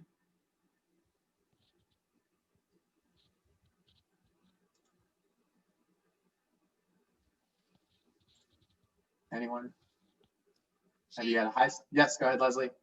A high stakes presentation would be one in which I might be in a speech competition and hoping to earn first place or to claim first place. It could also be where I'm speaking to a very large audience, where I am traveling to an area that I'm unfamiliar with and I'm unfamiliar with my audience. Shane, would you repeat the question? There's been a Yes, request for that. Yes, thank you. What do you consider a high stakes presentation for yourself? I'm curious to your own perspective on what a high stakes presentation is.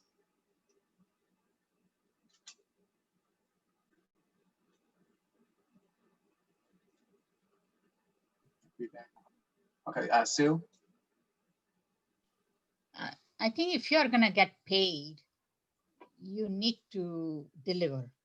And I would consider that as one of the high stake presentation. If I'm going to get paid, it would. Okay. I need to raise the bar. I need to raise the bar. All right. So it might be involved with okay, Deb? I would say a job interview, something where you're trying to get what you want by presenting something like yourself or a product. That would be a high stake presentation. Thank you, Deb. All right, job interview, product pitch. Okay, great. Any other, Sheila? When you have an audience that possibly is coming into your presentation with preconceived notions or prejudice or emotion, I'm talking specifically about negotiations, possibly. Thank you, Sheila. Negotiate, right. Preconceived notions, emotions. Okay, one more. How about Charlie? Yeah, I think the most important thing is if you're expecting the audience to take a specific action, are you asking them for action? Okay. That's what high stakes. All right. So Charlie, a great point. If you're asking the audience for a specific action to take, that could be considered high stakes. All right. So the next question is, when was the last high stakes presentation you gave? Or what was could you provide a memorable one, an example of something from your past where you gave one? Shane, will you please repeat the question? I'm sorry, yes. Could you give an example? When was your last high stakes presentation? Or could you provide a memorable one that you gave?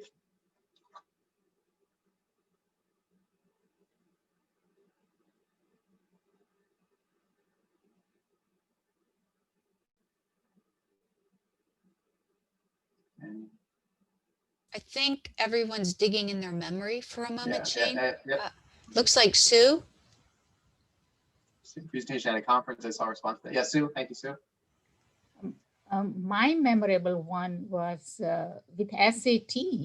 One time, I just recently had joined, and I was giving a presentation which had a background in India. And I was a bit nervous because none of the audience members were from India, whether they would be able to relate to my story or presentation. And when I was giving the presentation, it was in Central Penn College, and somebody accidentally walked into the room, sat on the chair, and realized that that was not the meeting that they meant to be in, and then left while I was continuing my speech and finished it. And as usual, we were having a round robin, and one of the persons said that I liked the way you continued without getting impacted, because somebody had come in the middle of the speech and left, and you did not get nervous or stopped or anything like that. And then after that, Dr. Dilip said, "Oh, I didn't even notice there was somebody who came in the room." So somebody as competent as Dr. Dilip, who was so engrossed into my speech, unaware of the environment, that gave me a next higher level of confidence. And that speech became one of my most memorable presentation. All right, thank you, Sue. So you gave an example of a SAT, and that's true. If you're interrupted, I know I had one particular scenario where I was at a conference actually giving a presentation, and the dining staff came into the room where I was giving the presentation and was setting up the meals for lunch while I was talking. So that was interesting. Thank you, Sue. Any other memorable examples, Bill? A software project I'd worked on that created a new tool, and giving a presentation to the user community to ensure that they actually used it. It would have been not quite catastrophic if all the money and time spent in creating it was wasted because nobody cared to use it. So Great. it was important that I get them to understand what it was good for and how it could help them do their job better and differently. All right, thank you, Bill. Appreciate it. So computer science engineering example, which I appreciate with my background. And again, you're going in and making sure that the client needs are actually being met. So keep moving on. One more question or another question here. So how are you currently, I'd be curious, how are you currently preparing? If you do have a high stakes presentation, how are you currently preparing for that? Do you have is there a particular method you're using or just off the cuff? Anyone care to share? How would you go? Okay, Charlie. I used to work in television when I lived in North Carolina, and one of the things that's effective is to videotape yourself and then look at it. All right, videotape yourself. Excellent.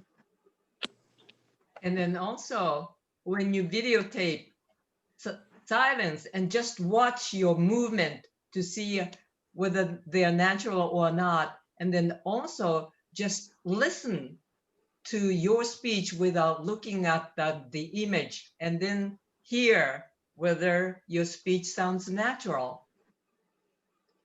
Thank you, Ray. Well, watch the video and watch your movements, listen to your speech, see if it's natural. Excellent, that's a great, I appreciate the feedback. So with that, I'll stop there. And I just want to give you a flavor, a sense of the mom test. And what you hopefully noticed was I wasn't coming at you and saying like, oh, here's what I have, here's my idea, here's what I'm thinking. It was not about me pitching to you. It was about asking you about, what your past history, what do you consider a high stakes presentation? What are you currently doing to prepare? Examples from your past. So I have a series of questions that I will be, I asked the group here, but I'll be asking others moving forward as well. I'm going to share my screen again.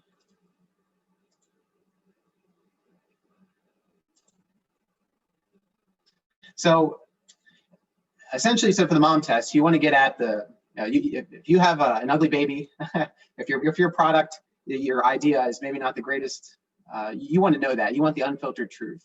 Again, the analogy to Toastmasters, while we want to be supported and encouraged, we also want to know that, okay, there are certain things you could do to improve your public speaking. There are certain things that you can do to improve your leadership skills. And again, the same applies for this new product concept or idea you may have. So apply the mom test. Again, you do want to talk about, you want to find out about the individual who may be your potential client or customer. You don't want to pitch them in your idea. You want to talk about their past actions, what they've done in the past, because that will be the most likely indicator of what they may tend to do in the future. And then you want to talk again, or the intent is to ask a lot of questions and for you to talk less. I'm excited to move forward and use the mom test with other focus groups, both at Toastmasters and outside of Toastmasters. And I'm excited and hopeful that in your roles, the companies you work in, if you're an entrepreneur, and maybe in your personal life, I hope you can apply the mom test and what you've learned this morning to have make sure that you're providing the best value that you can to the individuals that you work with in your life. Thank you, Madam Toastmaster.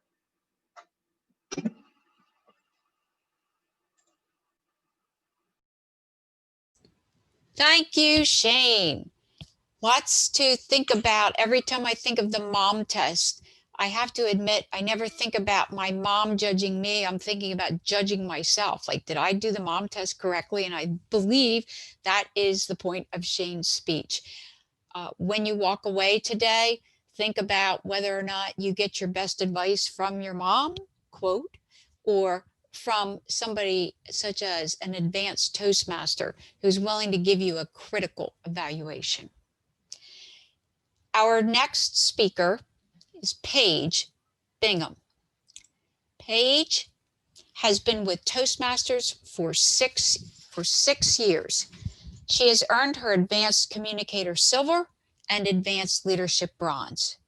She also has an award-winning radio show called Let's Talk on WXP 88.5 FM. She is married to Regis Bingham, and together they are raising their 11-year-old daughter, Amber. Paige Bingham, a new point of view. A new point of view, Paige Bingham. Greetings.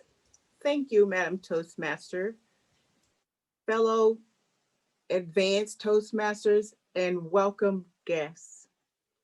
Imagine yourself when you are about 12 years old.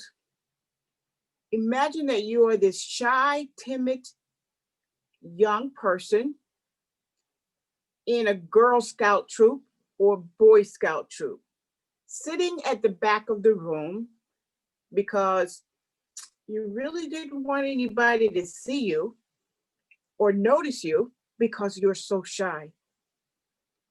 Well, lo and behold, the Girl Scout troop master looked all the way in the back of the room and spotted me and asked me to come to the front of the room where I didn't want to be.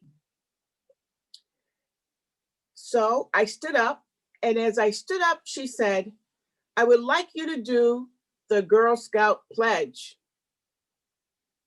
At that very moment, the death of fear gripped me. And I was so afraid that I thought that I will be forever in the shadow of life, not being able to stand before anyone or talk to anyone. So I will share with you my path and my point of view. It's a new point of view. You see, fast forward, I was called into ministry. So that meant I had to stand in front of a group of people and talk. God had a different plan. A few years ago, I started a nonprofit organization called Community Connection. And on that platform, there were 5 pillars, 5 areas of me developing an expertise in teaching and learning and showing people how to be a cohesive community. That was teaching financial literacy, running for office in civic engagement, policing our community through conversations and meeting with other women in the community, and then the radio show where I can meet a mass group of people in one small swoop, and then education. Mind you, all of these positions in this Community Connection organization requires me to speak, requires me to engage people. This shy, timid little girl who once thought, oh, I will forever be in the shadow of life. But once I understood the mission that I had, and I joined the Advanced Toastmasters Club, I was able to shed those anxieties and that fear of speaking in public. It was amazing. I no longer had that grip of fear of death. With the input from my fellow Toastmasters, boy, I was still nervous, but I overcame that nervousness and found my passion. I found the reason that I was living, and I found the ability to speak in public. I also did a TED Talk on the community in the 21st century. I was also called to be a keynote speaker at the local college for the African American women on campus. Not to mention the radio show, which has brought me great joy and confidence in being able to speak to a mass number of people. However, not seeing them eye to eye like we are here. I found the importance of being able to stand before a group of people and express my thoughts concisely. So I owe it to the Toastmasters way. I owe it to being able to ask, analyze, support, and gain knowledge in the areas that I am to express or to expose. That is economic literacy, policing, civic engagement, policing our community, my radio show Let's Talk, and educating the public on cultural awareness. So I thank all of you for your input and your development of my new point of view. My point of view where I am not looking at the back of the heads of individuals sitting in the back, but I'm at the front of the room, looking them straight in the eye and sharing my passion through verbal communication. Back to you, Madam Toastmaster.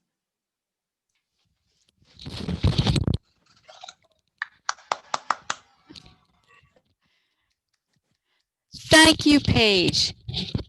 We appreciate your sharing your story, which is inspiring, we hope, to all of you who might be considering joining Susquehanna Advanced Toastmasters.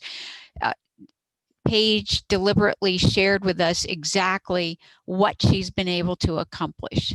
And those accomplishments are what many of us strive for, and what Dilip in his speech earlier noted, that's what we're trying to do, is to continue to grow. At this point in our agenda, we have listed a break. I do know that we have a full slate for the second part of our meeting, and we do want to end on time at 11. If you do need to step away, feel free to do so at any point. But for this reason, as Toastmaster, I am going to simply continue with the meeting. Is everybody okay with that? Would everybody just nod their approval if you're okay? And if you're not okay and you need to step away, please do. Thank you very much. In the second half of our meeting, for our guests who are unfamiliar with what happens during an advanced club, we offer a round robin evaluation. You will see shortly and participate shortly in that when we present our single evaluation. For this meeting today, we chose to evaluate only one speech simply for the sake of time, so that we could present lots of different speakers and share lots of different information. That speaker who will be evaluated is Shane Cohen. Before we get to that, we do have our traditional table topics, which will be a brief round led by Josh Smith. Even before that, I am going to take just a few minutes here to truly celebrate who is SAT. And let me begin by donning this. Please note that in donning this, I am in no way trying to take center stage as saying, look what I've done, which is why I rarely wear this. But I am wearing it especially for the sake of our guests who are considering joining SAT. And that is, when I first joined SAT back in 2015, I believe, at that point, I really had just two of these, my competent leader and my communicator, and my communicator bronze, sorry, competent level bronze. It's just not coming out right now. Through my membership in SAT, I was inspired, I became more inventive, and I became totally engaged in wanting to achieve what all that Toastmasters has to offer. I'm not there with achieving everything Toastmasters has to offer, but I assure you that I would not stand here today with these awards and proclamations as per se if I had not joined SAT. That is a for sure. And I credit all of that, give me a moment here, to the people who founded this club and who have been inspirations to all of that, to all of us. And for that reason, I'm going to just share some of our just a little bit of our insights here that we have. And let me share my screen.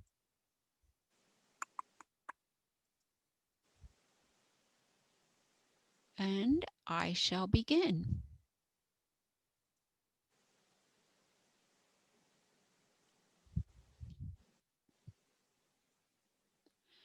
Who are we? We are celebrating 10 years as Susquehanna Advanced Toastmasters.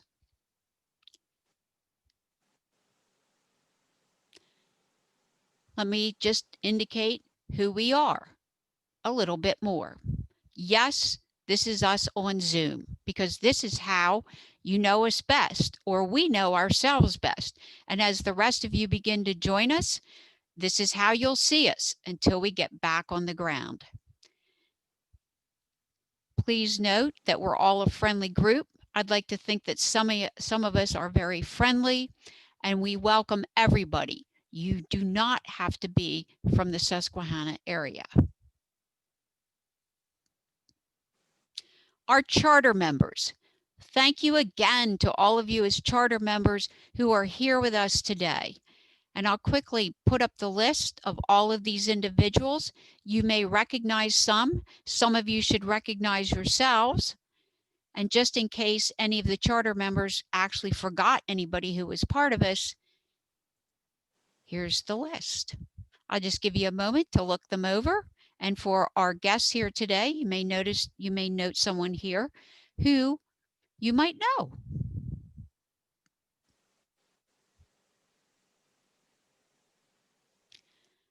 A little bit of a showcase here. Let's talk first of all about some member achievements. What you are about to see are the member achievements that I'm truly aware of. That does not mean that many of our charter members and prior members do not have much to share. I'm sure they do because they were a member of an advanced club.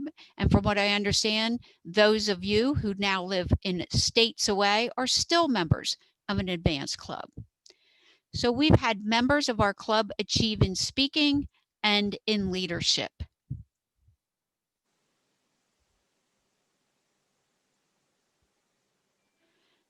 The individuals whom are listed here and on the next slide are those members who chose to credit Susquehanna Advanced Toastmasters with their speaking level accomplishments. Keep in mind that all of us are required to have a home club, which means that oftentimes when we achieve a new level, progress in a certain category, that we may often give that award or achievement, quote, to our home club. Or for some of you, you have several home clubs and you might be dividing your awards around. But this is just to recognize, as it is listed with Toastmasters International, the members of our club who credited their achievements to Susquehanna Advanced Toastmasters. These are all not listed by year, but simply I alphabetize them by name. So thank you to all of you who have done so.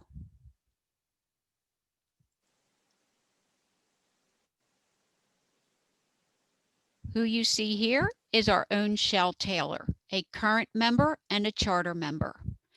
And last year, Shell was recognized for her leadership by District 38 and received the John Foster Award, which is a truly prestigious award within District 38.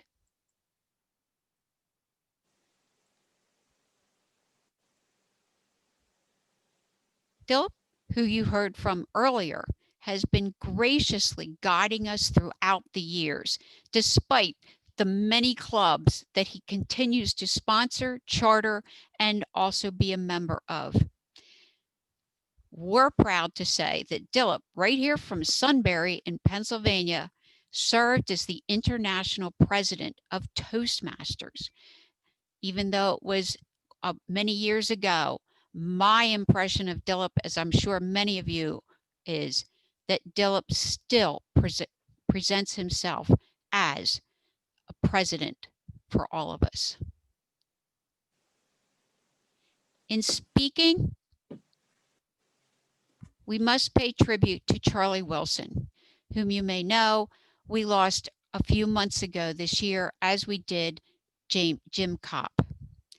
We now know that Charlie's in a Toastmaster in the world beyond. And for those of you who did not know Charlie or not have the privilege of hearing him speak, Charlie made it all the way to the final round of the Toastmasters International World Championship.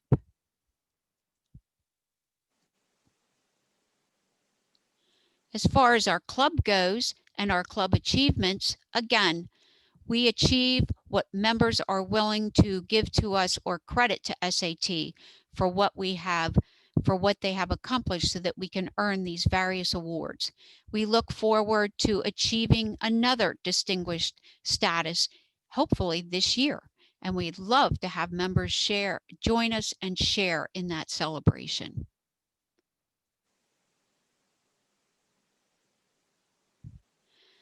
I'd like to thank all of you for being here and building SAT into a phenomenal club.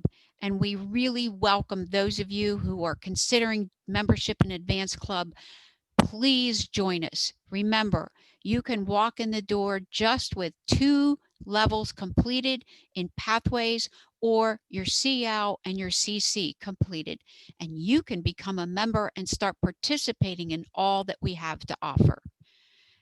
At this time, then, I'd like to offer a toast to everyone in SAT and those of you who are joining us today and say, congratulations for 10 years. And a toast to all of us with our new mugs, which we purchased in celebration of our 10-year anniversary. We have purchased mugs that each and every member and charter member may receive one of these. Unfortunately, and in the back, we have listed our achievements. With COVID, we're not able to meet on the ground, not at this point, maybe into the new year, we're hoping. And somehow we can arrange to have each of you receive one of these mugs once we get to that point. We're keeping, like everybody else is, on the guard for that to happen. If any of you would like to pick up the mug from me, you can certainly make arrangements by emailing me. At this point, now that we've recognized everything, let's continue with another great feature of our club, Table Topics. At this point, let's introduce and welcome Joshua Smith, who is our Table Topics leader. Thank you, Madam Toastmaster, fellow Toastmasters, honored guests, especially our advanced members here and past members. I want to thank you personally for not only supporting Susquehanna Advanced Toastmasters, but also with all the contributions that you have provided in the past. My table topics are not the spectacular sense, but they're also theme related. I have decided to pick on a few subject matters in my table topics, which include not only anniversaries, but also Halloween that's coming up as well. So you might get a variety of different types of table topics as a result of my ramblings and my research. So who would like to volunteer to take a table topic?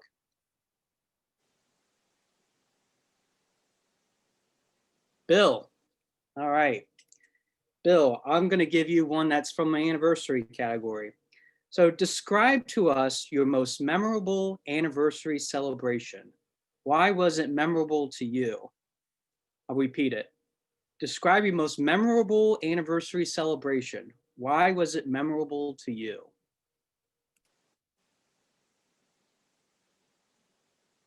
And you're on mute, Bill.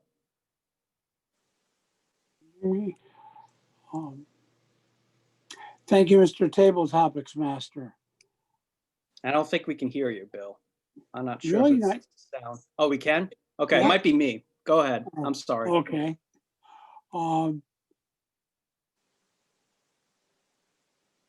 I would have to say every anniversary, all 47 of them,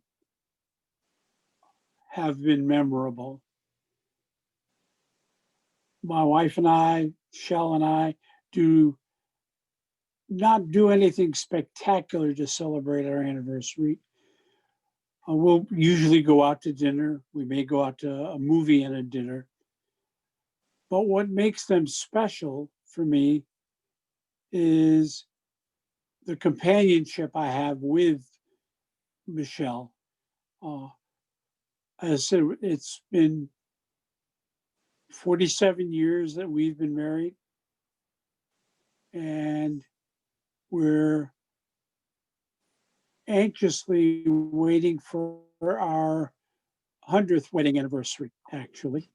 That one will be memorable, I'm sure. We have every intention of sticking together that long. The thing we miss right now is being able to share our anniversary time with our son because of the COVID pandemic. Possibly the most memorable event related to our anniversary was our son's wedding. He and his wife deliberately chose September 7th because that year it was the closest they could get to the September 8th anniversary that that is our anniversary. And they explicitly wanted to honor our longtime marriage and their love for us. So maybe that would be the most memorable anniversary, was the day after his wedding. Thank you.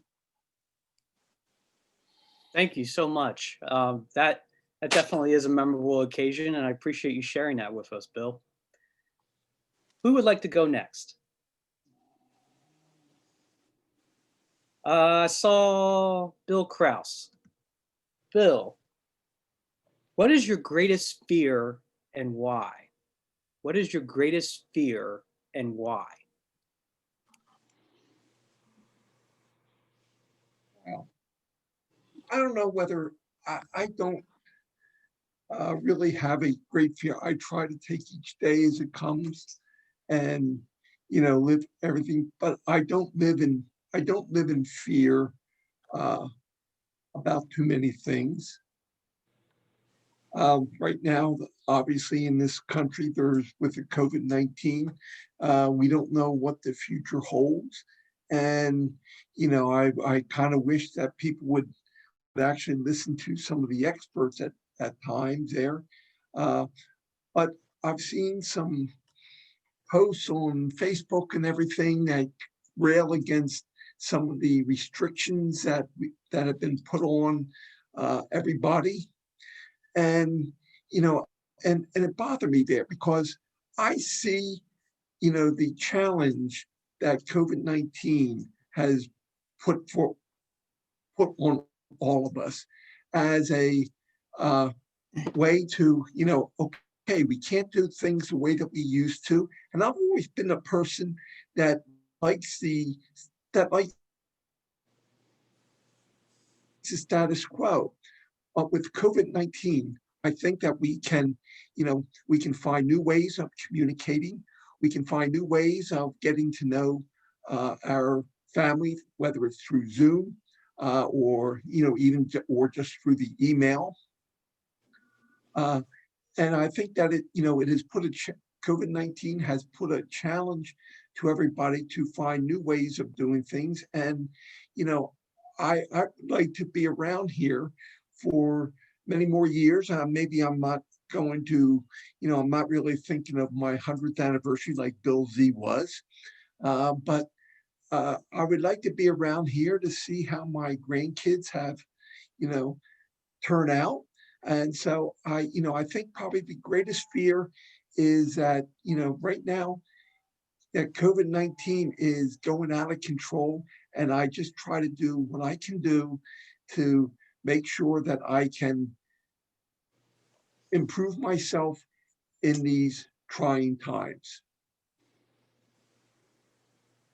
Thank you, Bill. Yes, absolutely. I mean, even with everything going on, there's always ways that we can improve and make ourselves better and accomplish getting over the fear of anything. So thank you, Bill. Who would like to take a table topic next? Oh, I see a couple hands. Let's go with Janet. I saw her hand first. Janet, what is your favorite scary movie or book? What is your favorite scary movie or book? Fellow Toastmasters, what is my favorite scary movie or book? To be honest, I don't like scary movies or books. I try to avoid them. One reason, because anything I watch, I tend to dream about. So if I'm dreaming about something scary, I would not sleep so well. If I read something, even if I'm reading a book that is not geared to be scary, I find myself putting it down, walking away, and thinking, I don't want to deal with this, but I realize if I want to finish this book, I need to pick it up and keep going.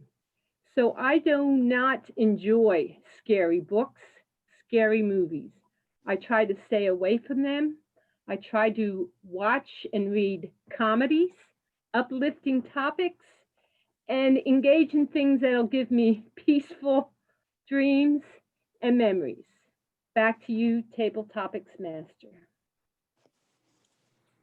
Thank you, Rob. Thank you, Janet. I definitely understand that. My mom is the complete opposite. She absorbs herself into those sort of things. So I definitely know that she would probably have a long list that she wouldn't be able to accomplish in 1 to 2 minutes. So thank you, Janet. Leslie, are we have enough time for one more? We do if we have a volunteer. Yes. Okay. Anyone like to volunteer? Dee, I saw your hand raised. Do you want to take one? Okay. Sure. All right. How do you normally celebrate anniversaries? How do you normally celebrate anniversaries? Good morning, Toastmasters. And thank you for celebrating 10 years of SAT. I was one of the charter members. I never really joined the club because of the question that Bill Krause took. I'm going to try to piggyback on that, if I may, because I always had a fear of speaking, and I still have a fear of speaking. I do it because I love Toastmasters, and back then we had 2 tracks. You could go through the communications and do speeches and contests, but I chose the leadership side. So that was my fear. But that question really radiated with me because I always had a fear of dying, not of death, but of dying, because I had a daughter who suffered from lupus. And I always worried, if something happens to me, who's going to take care of her? Who's going to be there to help her like I did? Who's going to be at the hospitals with her? Who's going to just check on her? Well, the Lord took that fear from me. And now Sadia is up in heaven. She passed 1.5 years ago. So that fear that I had of dying is now gone. Because again, it's not of death. It was leaving her behind. So when I listened to this meeting today, is really inspiring for me, because where do I go from here now that I don't have that fear? The speeches that everyone gave made me think about where do I go from here in my life, in my Toastmasters life, because all those things when she passed, I backed away from. I haven't been doing anything. So thank you, SAT, for 10 years. And I just happened to see that email to click onto it today. So thank you, everyone. Thank you, Dee, and thank you for sharing your fear and knowing that you have overcome that as well. That's truly inspiring to me as well. That's it for table topics. Thank you very much for everyone for participating. I will turn control back over to our Toastmaster for today. Thank you, Josh. We definitely received some great feedback from everybody in terms of how they thought about this. And thank you, Dolores, for sharing how you've been inspired today. In the next portion of our meeting today, we now have our evaluation of our speaker, Shane Cohen. He will be evaluated by Mary Jane Coral, and after her evaluation, she will lead a round robin for Shane. Mary Jane. Am I unmuted? Okay. First of all, before I start my evaluation, I'd like to take a minute. I worked with Dee MacArthur when she was our tremendous leader of District 38. And I will tell you, she is a fearless woman in spite of her admitted fear. She is a dynamic, fearless, wonderful. I had the privilege of traveling with her for many meetings and holding her cell phone in case it rang. That was my assigned duty. So, Dee, it's delightful to see you. Now, on to business.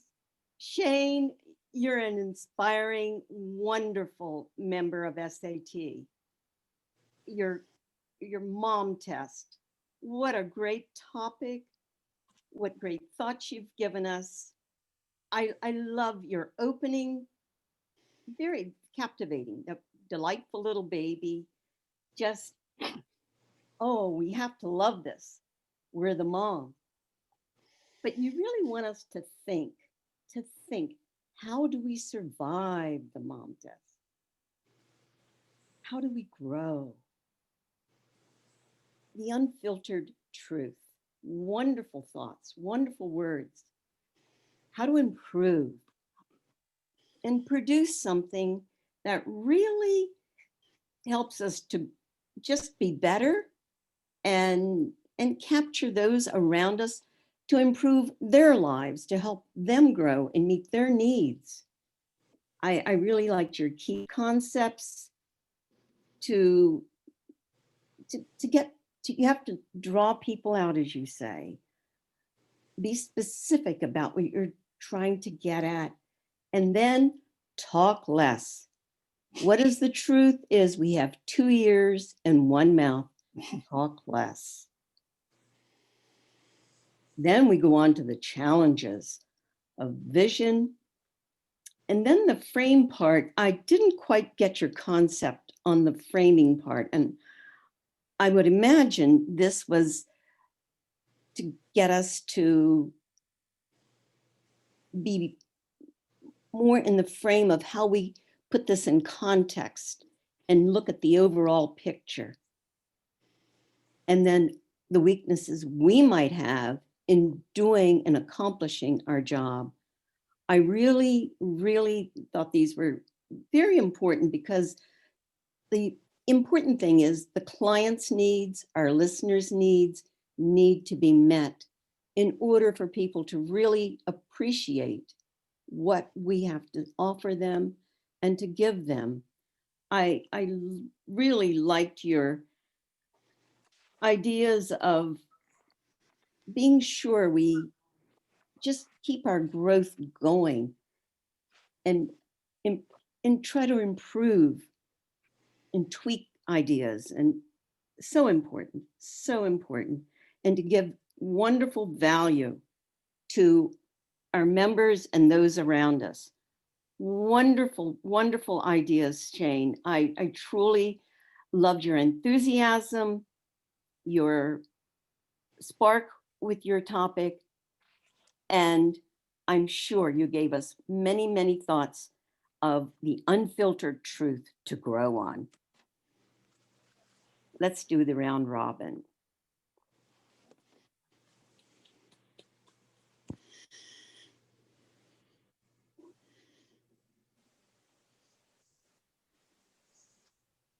Someone who is ready to please step forward and we can conduct some round robin. We will not have time to go through all 20 of you. So I ask that any of you who would like to volunteer to provide some feedback to Shane, please wave your hand or yell out and we'll have you start. Looks like Shell, Mary Jane. Okay, Shell? I very much enjoyed this presentation because I saw the beginning or the seeds of this talk earlier. And what you did from then to now is almost miraculous in some ways. Because I know that when you came to me, when you started with SAT, you were so fast as a speaker. And he could have finished that speech in 5 minutes, even if it was a 20-minute speech. Now we watch you do your speeches with such a great pacing and great opportunity to use your skills as bringing these things to life, as in your PowerPoint or whatever we now call it. Excellent job. I know I have not yet reached that level of proficiency with using those other things. My comment to you as a thing in the different than what we used to do, you can use your hands more. The things that we were told not to do, you now do in Zoom land. So if you do something with your hands, gesture with your hands, Leslie is a good one for that. It provides a little bit more of that vitality that you have brought to your speeches. Great job, Shane.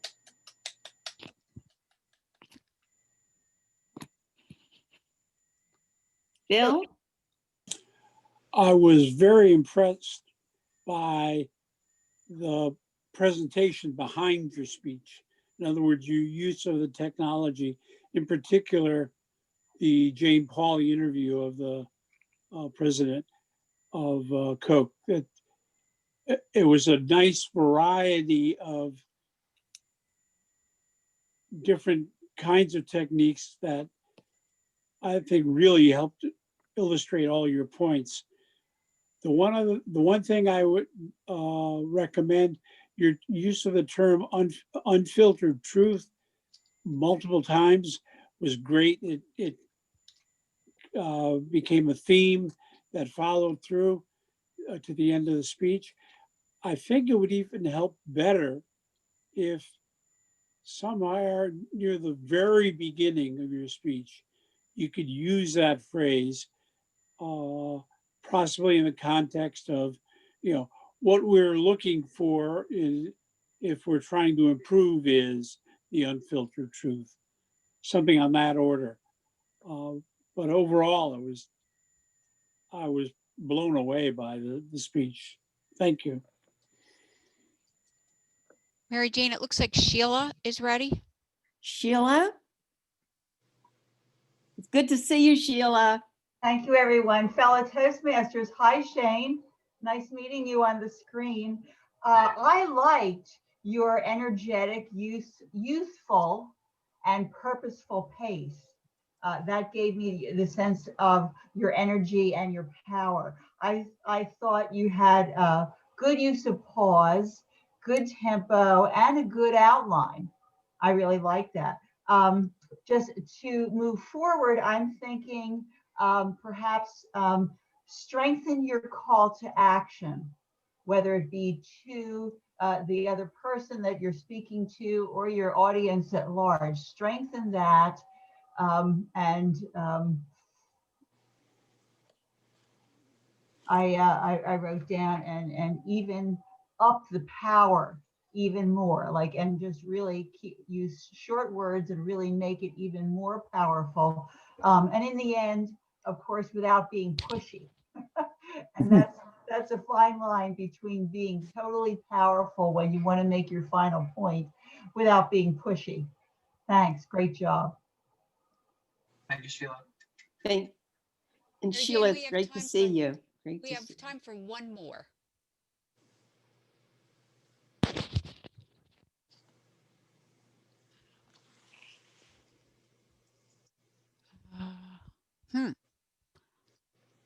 I will jump in. Shane, I'd like to echo what has been said, particularly by Shell, in the sense that you really reinvented this speech from the first time that we at the Advanced Club heard you present it. Great job of building a PowerPoint presentation that used few words, mainly images, because that's the point. We need to look at one. Your organization was so much easier to follow, and I definitely was easily able to take notes on your specific points, which to me says a lot when I'm listening to a presentation. Great job on that. At this point, Mary Jane, I'd like to thank you for your evaluation and for leading Shane through the round robin. So let's thank Mary Jane. And at this point, let's also thank each of our speakers today. Dr. Dillip has left. He had another engagement, as you well know. And let's take a second round to applaud Regis, Paige, and Shane, and Shell. So thank you to everybody. My belief is that if you're like me, I am completely soaked with information right now and ideas and thoughts, let alone all the emotions that are running high during this meeting and this time that we had together. I so hope that if any of you who are charter members, if you're thinking maybe it would be nice to be back again with an advanced club, we would love to have you return.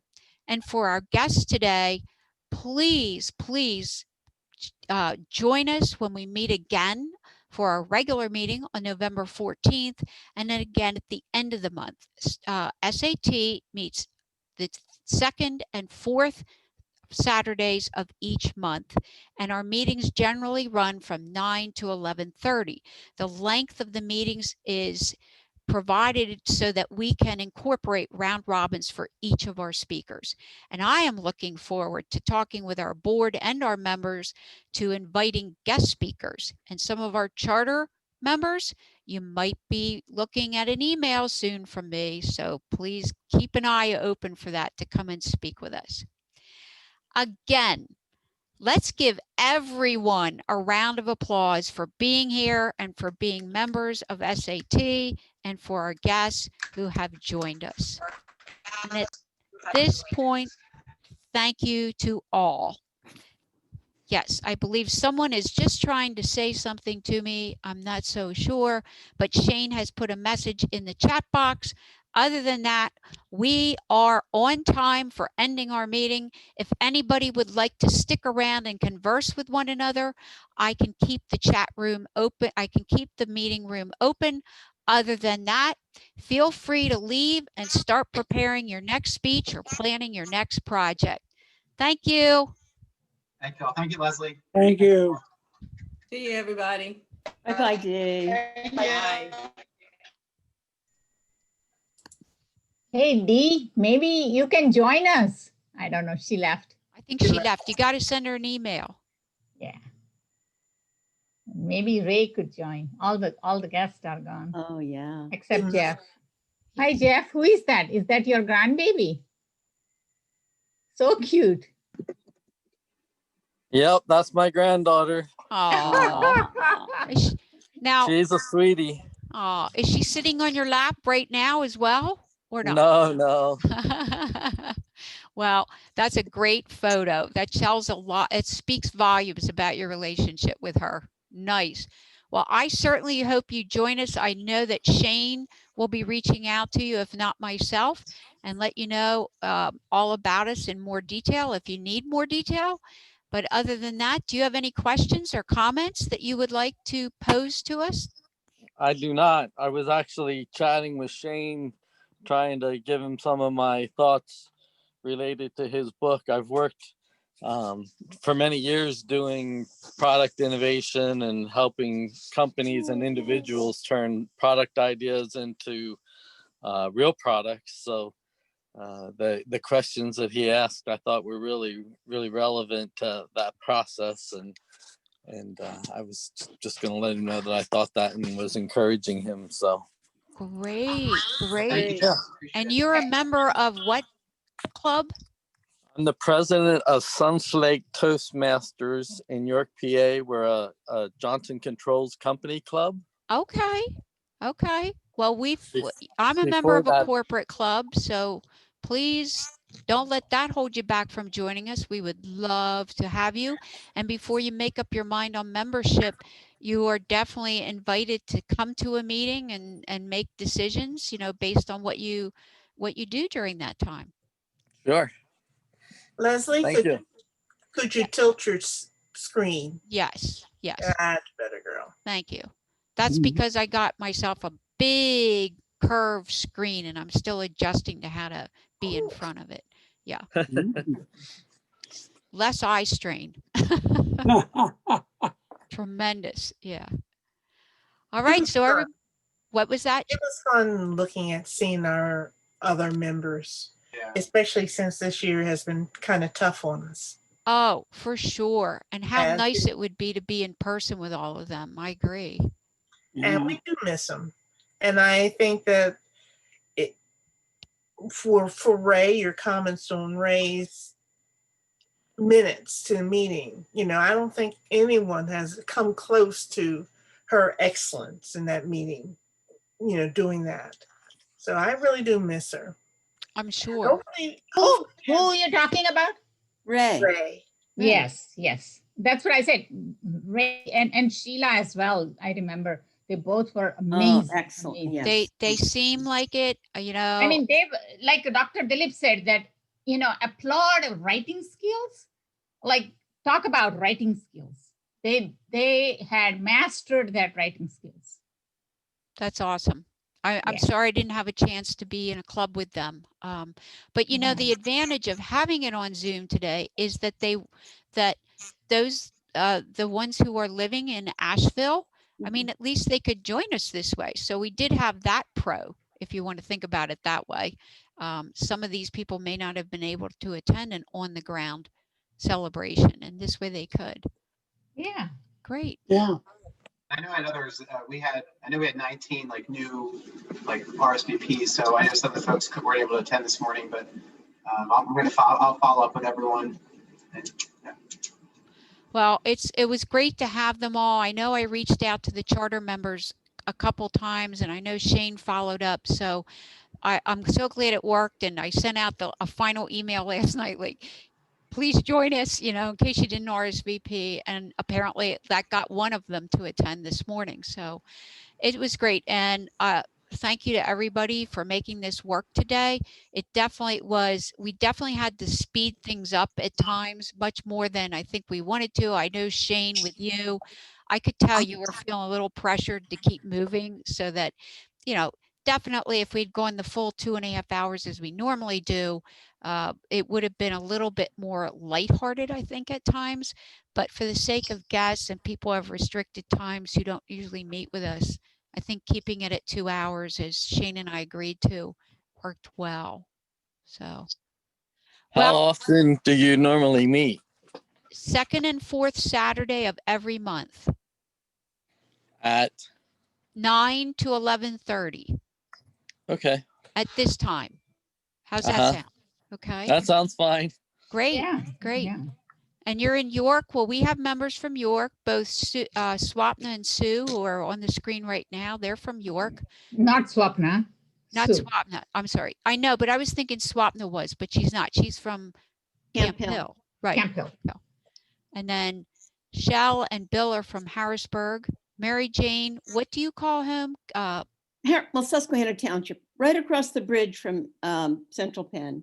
Okay. And Shane's from? Yeah, Lewisburg. So I have about an hour and 15 minutes from Central Penn where we normally would meet in person. Right. And I'm from Lancaster, and it's a good solid hour drive for me to get there. But, and Charlie Wilson, who we recognized during the celebration part, he would drive, what, 2 hours? Almost 2 hours. Yeah, 2 hours to get here. And he was a faithful, loyal participant. So that tells you what it's worth to people, Jeff. I think, And that. he was always early. Yes, yes. Because he wanted out as soon as we were done too, because he had other plans. Amen. And that was great. That was great. Yeah, we do miss Charlie. But you know what? Now's the time. Somebody, this is how life goes. People who are great, soon we encounter people who even supersede that, not in any way of criticism, but now's the time.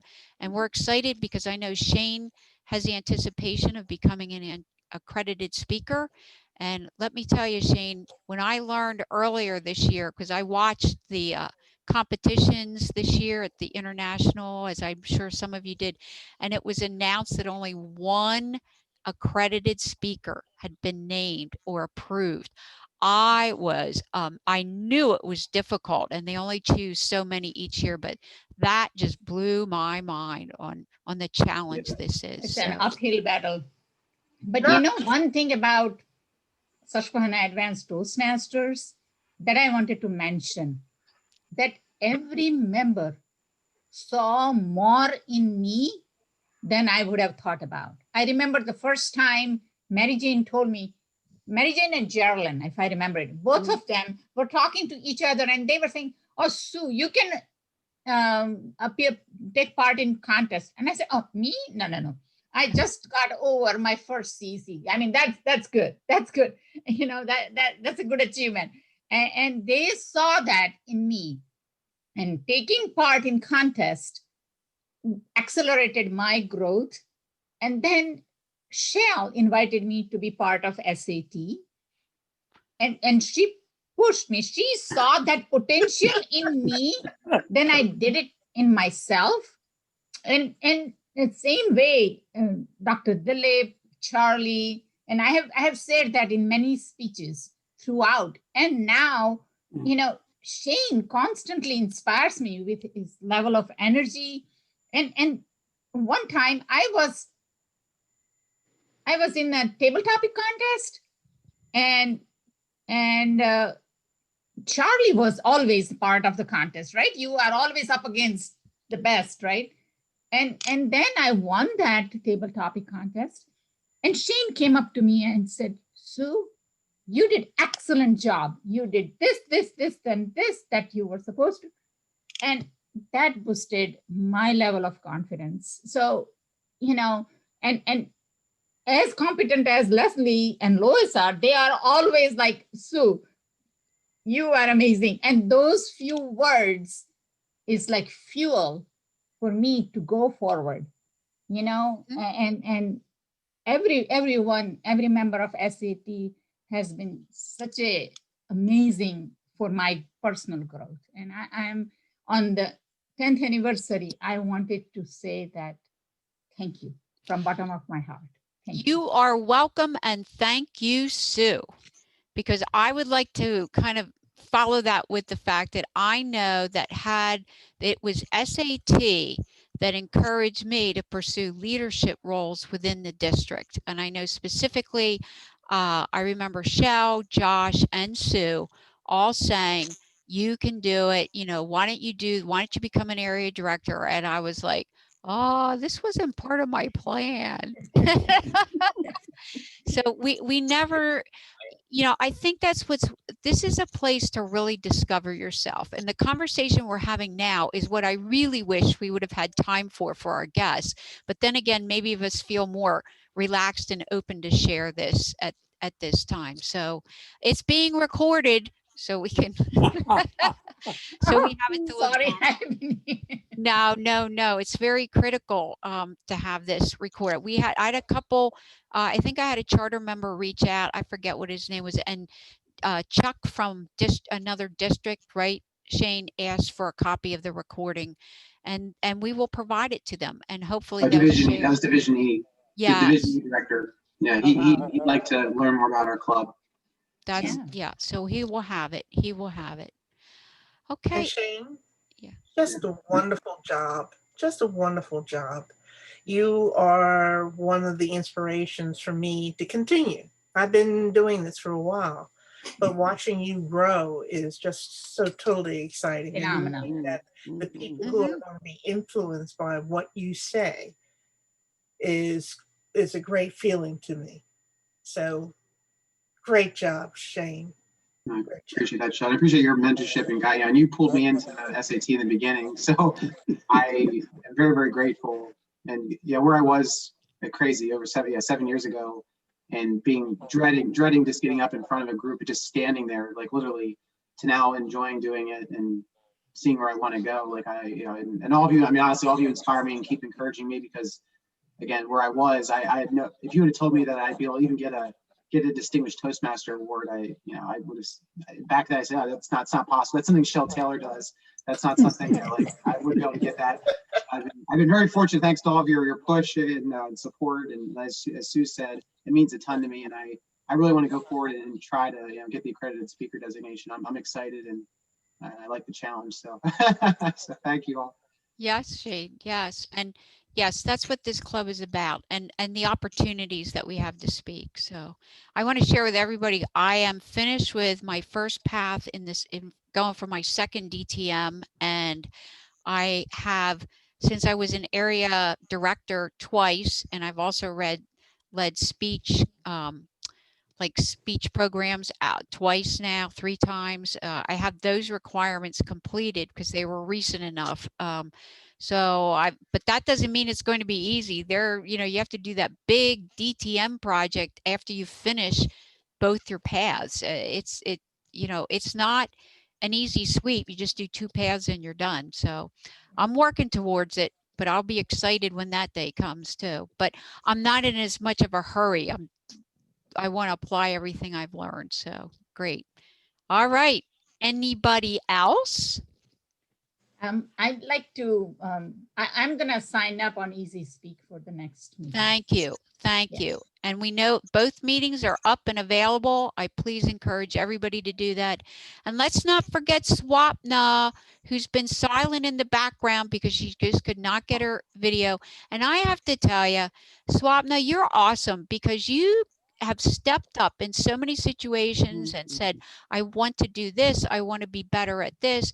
And she is stepping in at a time where a lot of us might be saying, no, it's not time to commit to anything in my life. I should just sit back and enjoy. So Swapna, kudos to you. You are an inspiration in a whole nother way. Trust me. Thank you, Swapna. I appreciate your energy. Same. Yeah. Thank you. So very great. Very great. All right, everybody. My dog has been very patient with me, so I need to get moving. Otherwise, you're going to hear from him as well. So thank you, everybody, for all your hard work. Thank you, Jeff. Hope to see you in our next meeting or the one after that. All right. Bye-bye. Be in touch. All right, bye. Bye-bye. And maybe Shane can send out the invite to all of our guests. Yeah. Yeah, well, I will. Yes, I'm going to follow up with all the guests. I'll send a summary, and I'll send it by definitely by early next week. So yeah. We didn't have time. I had timer's report, but Shane, I can just tell you that your speech part was 12 minutes, 24 seconds, and total was 21 minutes and 39 seconds. By the way, that was my favorite part, Shane, of how you revamped the Q&A. I know that we had talked about being more direct and focused with it. Wonderful, wonderful revision to that. Loved it. Thank you. Appreciate it. Thank you. All right, everybody. All right. See ya. Enjoy the weekend. Bye-bye. I have to go to a baby shower.